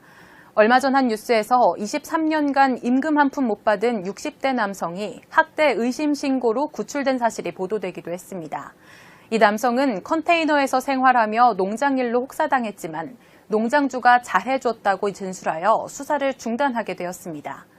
그러나 그 남성은 말투가 어눌한 지적장애 2급 수준으로 전문가에 따르면 오랜 기간의 학대로 익숙해져서 피해 사실 인지가 어려울 수 있다고 판단했습니다.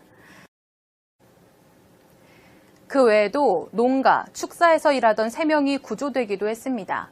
이들은 하루 12시간 심한 노동을 한 데다 위생 상태도 엉망이었습니다.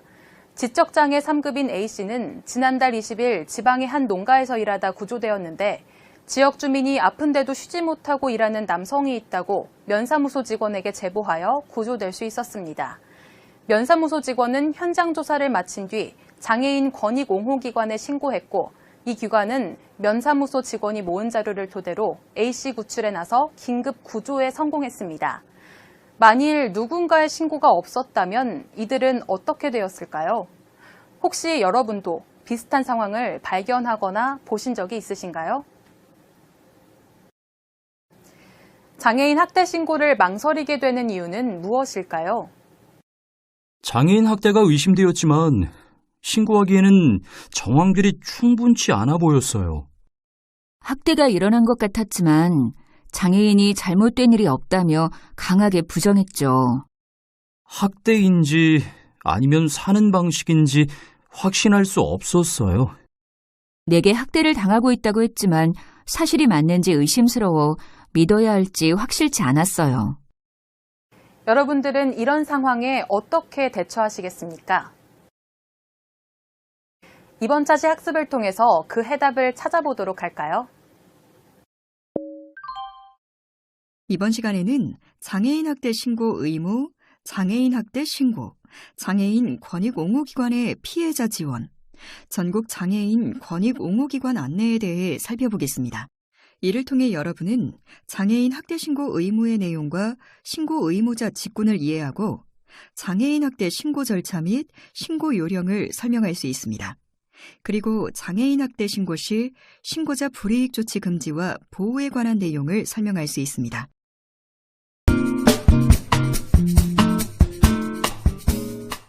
(1) 장애인 학대 신고 의무.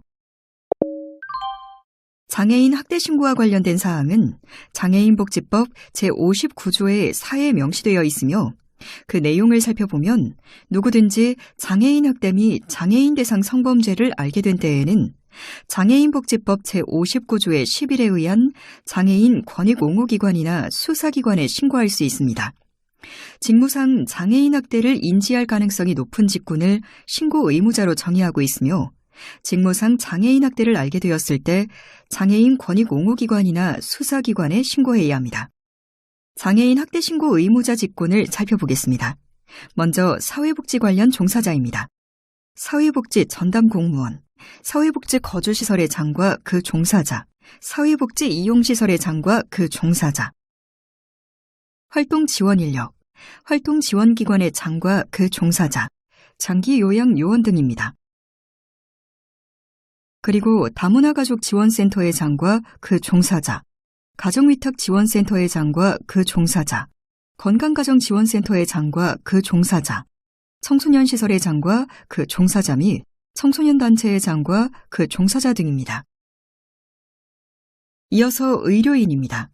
의료인 및 의료기관의 장과 의료기사, 응급구조사 등이 신고 의무자에 해당합니다.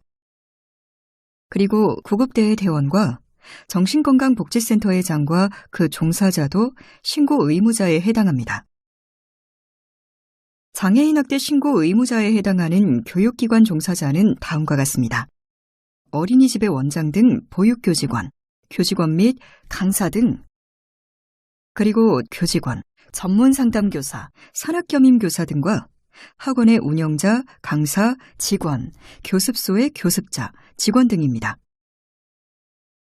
상담소 및 보호시설 종사자들도 장애인 학대 신고 의무자인데요.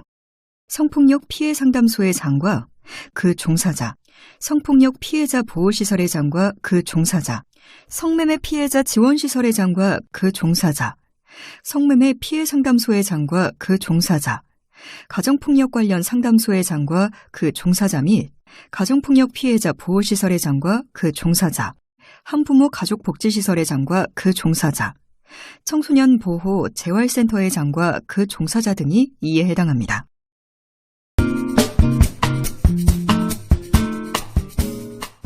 (2) 장애인 학대 신고. 그렇다면 장애인 학대 신고는 어떻게 하는 것일까요? 장애인 학대 신고 의무자는 업무 수행 중 장애인 학대를 알게 되면 국번 없이 1644-8295로 신고하면 관할 지역 장애인 권익 옹호기관으로 연결됩니다. 의뢰를 통해 장애인 학대를 알게 된 경우에는 의뢰일자, 신고자, 신고자 연락처, 학대 피해 장애인, 학대 행위자, 의뢰 내용을 파악하여 신고합니다. 전화 외에도 온라인이나 우편을 이용한 신고도 가능하며 지역장애인 권익 옹호기관을 직접 방문하여 신고할 수 있습니다. 신고 시 제공된 정보는 학대 피해 장애인의 피해 사실 확인, 피해자 지원, 사후 관리 등을 위해서만 활용하게 됩니다. 여기서 장애인 학대의 정의를 살펴보면 장애인에 대하여 신체적, 정서적, 성적 폭력이나 가혹행위, 경제적 착취, 유기 및 방임하는 것을 말합니다.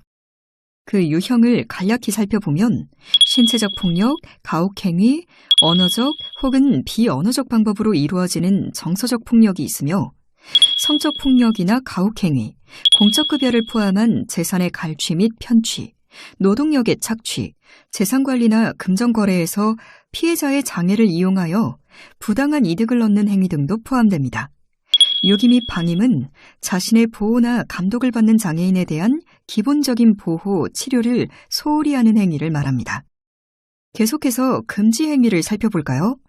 장애인에게 성적 수치심을 주는 성희롱, 성폭력 등의 행위, 장애인의 신체에 폭행을 가하거나 상해를 입히는 행위 및 폭행, 또한 장애인을 폭행, 협박, 감금, 그 밖에 정신상 또는 신체상의 자유를 부당하게 구속하는 수단으로서 장애인의 자유의사에 어긋나는 노동을 강요하는 행위를 했을 경우 자신의 보호, 감독을 받는 장애인을 유기하거나 의식주를 포함한 기본적 보호 및 치료를 소홀히 하는 방임 행위를 했을 경우 등에는 징역 및 벌금형에 처해집니다.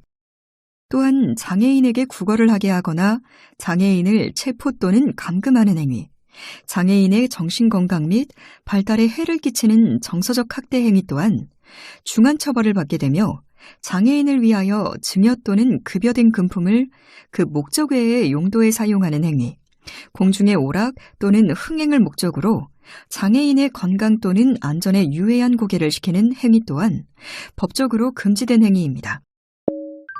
장애인 학대 사실을 목격하거나 들었을 경우 이를 대수롭게 여기지 않고 어떤 일이 있었으며 누가 구체적으로 어떤 피해를 입었는지를 적극적으로 확인하고자 하는 태도가 필요합니다. 그리고 피해 장애인과 신뢰관계에 있거나 즉각적인 대화, 상담이 가능한 상황이라면 피해가 발생한 즉시 피해자의 진술이나 구체적 피해 사실을 기록해 놓는 것이 중요합니다. 시간을 지체하지 말고 문제가 발생한 즉시 필요한 행동을 취하여야 하며 단순히 상부에 보고하는 것만으로는 신고 의무를 다한 것이 아니라는 점에 유념해야 합니다. 장애인 학대 대응 수칙을 정리해보면 다음과 같습니다. 첫째, 알게 되는 즉시 행동을 취해야 합니다. 둘째, 숨기거나 넘어갈 수 있다는 생각을 버려야 합니다. 셋째, 가해자와 피해자의 상황, 환경, 관계를 떠나 객관적으로 판단해야 합니다. 넷째, 장애인 권익옹호기관과 상담 신고해야 하고 끝으로 나의 역할의 중요성을 인식하고 과감히 행동해야 합니다. 장애인 학대 신고 시에는 신고자 인적사항과 학대 사실을 알게 된 경위 등 신고자 관련 정보를 확인해야 합니다. 또한 학대 피해 장애인 인적사항과 학대 피해 장애인의 현재 상황 등 피해자 관련 정보도 확인하도록 합니다. 학대 행위자의 인적사항과 학대 피해 장애인과의 관계 및 동거 여부 등 학대 행위자의 관련 정보를 확인해야 하고 학대의 구체적 내용과 학대의 현재 지속 여부 등 학대 내용에 대해서도 확인해야 합니다. 반드시 모든 정보를 파악해야만 신고할 수 있는 것은 아니며 파악할 수 있는 정보를 가능한 많이 그리고 정확하게 전달하는 것이 중요합니다. 장애인 학대 범죄를 신고할 때에는 육하 원칙에 맞게 최대한 구체적으로 신고할 필요가 있으며 특히 목격자나 객관적인 증거가 있을 경우 그 사실을 밝히는 것이 필요합니다. 그리고 피해자가 가진 장애에 관한 구체적 특성이나 개입 과정에서 특히 유의해야 할 사항이 있는 경우 알리는 것이 좋습니다. 장애인 학대 신고 시에는 제3자나 언론, 가해자 측에 피해자의 신원 및 개인정보가 노출되어 당사자인 장애인이 또 다른 피해를 입는 일이 없도록 주의해야 합니다.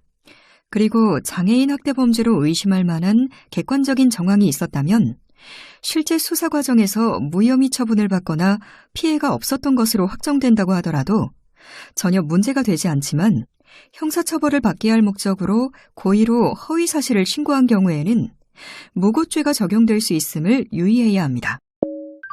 장애인복지법 제59조의 5에 따라 누구든지 장애인 학대 및 장애인 대상 성범죄 신고인에게 장애인 학대 범죄 신고 등을 이유로 불이익 조치를 하여서는 안 되고 위반 시 벌칙을 부과합니다. 장애인복지법 제86조의 2, 제1항 및 제2항에 의하여 신고자에 대해 파면, 해임 등 신분상실의 조치를 한 자는 2년 이하의 징역 또는 2천만 원 이하의 벌금에 처하고 그 외에 징계, 전근, 집단 따돌림 등의 사유로 불이익 조치를 한 자는 1년 이하의 징역 또는 1천만 원 이하의 벌금에 처합니다. 불이익 조치를 당한 경우 고발할 수 있으며 장애인 권익옹호기관에 관련 내용에 대한 상담이 가능합니다. 구체적으로 신고자에 대해 금지되는 불이익 조치를 살펴볼까요?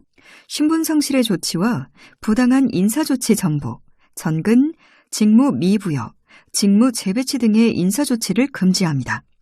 임금, 상여금 등의 차별적 지급과 근무 조건의 차별적 조치 또한 금지됩니다.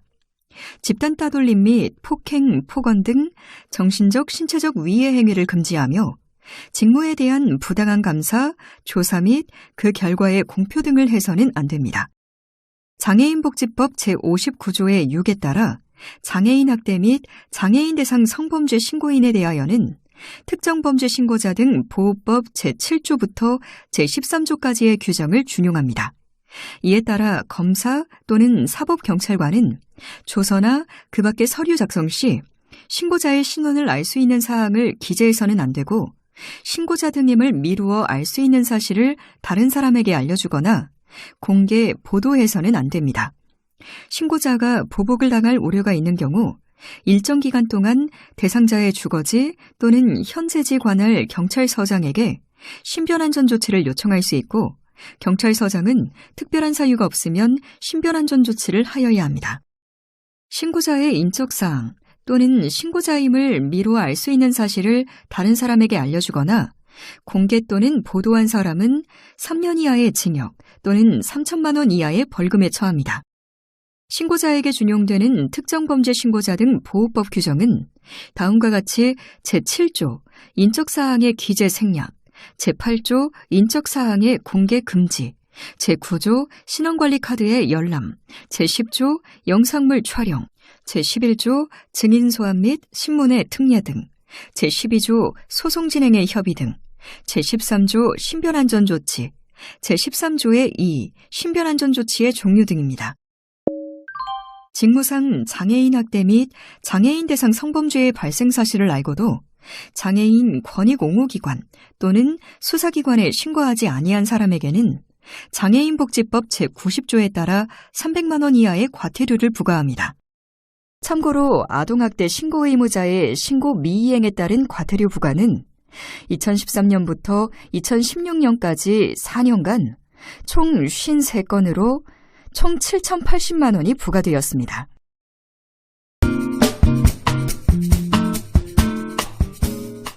(3) 장애인 권익옹호기관의 피해자 지원. 장애인 권익옹호기관은 장애인복지법 제59조의 11에 근거하여 전국 시도에서 장애인 학대 예방 및 장애인 권익 향상을 위한 업무를 합니다. 장애인복지법 제59조의 10에 근거하여 국가와 지방자치단체는 장애인 학대의 예방과 방지를 위해 정책을 수립하고 신고체계를 구축하여 운영해야 합니다. 장애인복지법 제59조의 12에 근거하여 장애인 학대가 종료된 후에는 방문, 전화상담 등을 통해 피해 장애인의 안전을 확보하고 장애인 학대의 재발 방지, 건전한 가정기능의 유지 등을 위하여 피해 장애인의 보호자 가족에게 상담, 교육 및 의료적, 심리적 치료 등을 지원해야 합니다. 그럼 장애인 학대 사례 지원 체계도를 살펴보겠습니다. 신고를 접수한 후 장애인 학대가 맞는지, 어떤 피해를 입었는지 확인하기 위한 현장 조사를 실시합니다. 이때 현장 조사를 거부하거나 업무 방해 시 300만 원 이하의 과태료 처분을 받습니다. 현장 조사 과정에서 응급조치가 필요한 경우 응급조치를 실시하게 되는데요. 학대 행위자로부터 분리하여 안전한 곳으로 이동하거나 의료기관으로 인도할 수 있습니다. 그리고 응급보호 시 원칙적으로 학대 피해 장애인 쉼터를 활용합니다. 응급조치 필요성 판단 시 피해 장애인의 의사를 최우선적으로 고려하고 쉼터 등 응급보호기관의 위치와 연락처는 공개할 수 없으며 학대 행위자의 접근을 제한합니다. 그리고 사례회의를 통한 학대 사례를 판정하고 피해자 회복을 위한 지원을 실시하며 사례를 종결하고 학대가 재발하지 않는지 사후 모니터링을 실시합니다. 장애인 학대 피해 회복을 위한 지원은 현장 조사와 응급 조치가 끝나 긴급한 학대 상황에서 벗어난 이후 실시되는 과정으로 피해 회복을 위한 지원과 사후 모니터링으로 구성됩니다. 이 과정은 피해자 지원 과정에 해당합니다. 각 단계를 자세히 살펴볼까요? 피해 장애인의 피해 회복을 위한 지원은 개인별로 다르게 이루어집니다. 피해 장애인의 욕구와 상황을 고려하여 지원 계획을 마련하고 그 지원 계획에 따라 의료 지원, 각종 상담 및 심리 지원, 사법 지원, 사회복지 자원 연계 등 다양한 지원을 실시합니다.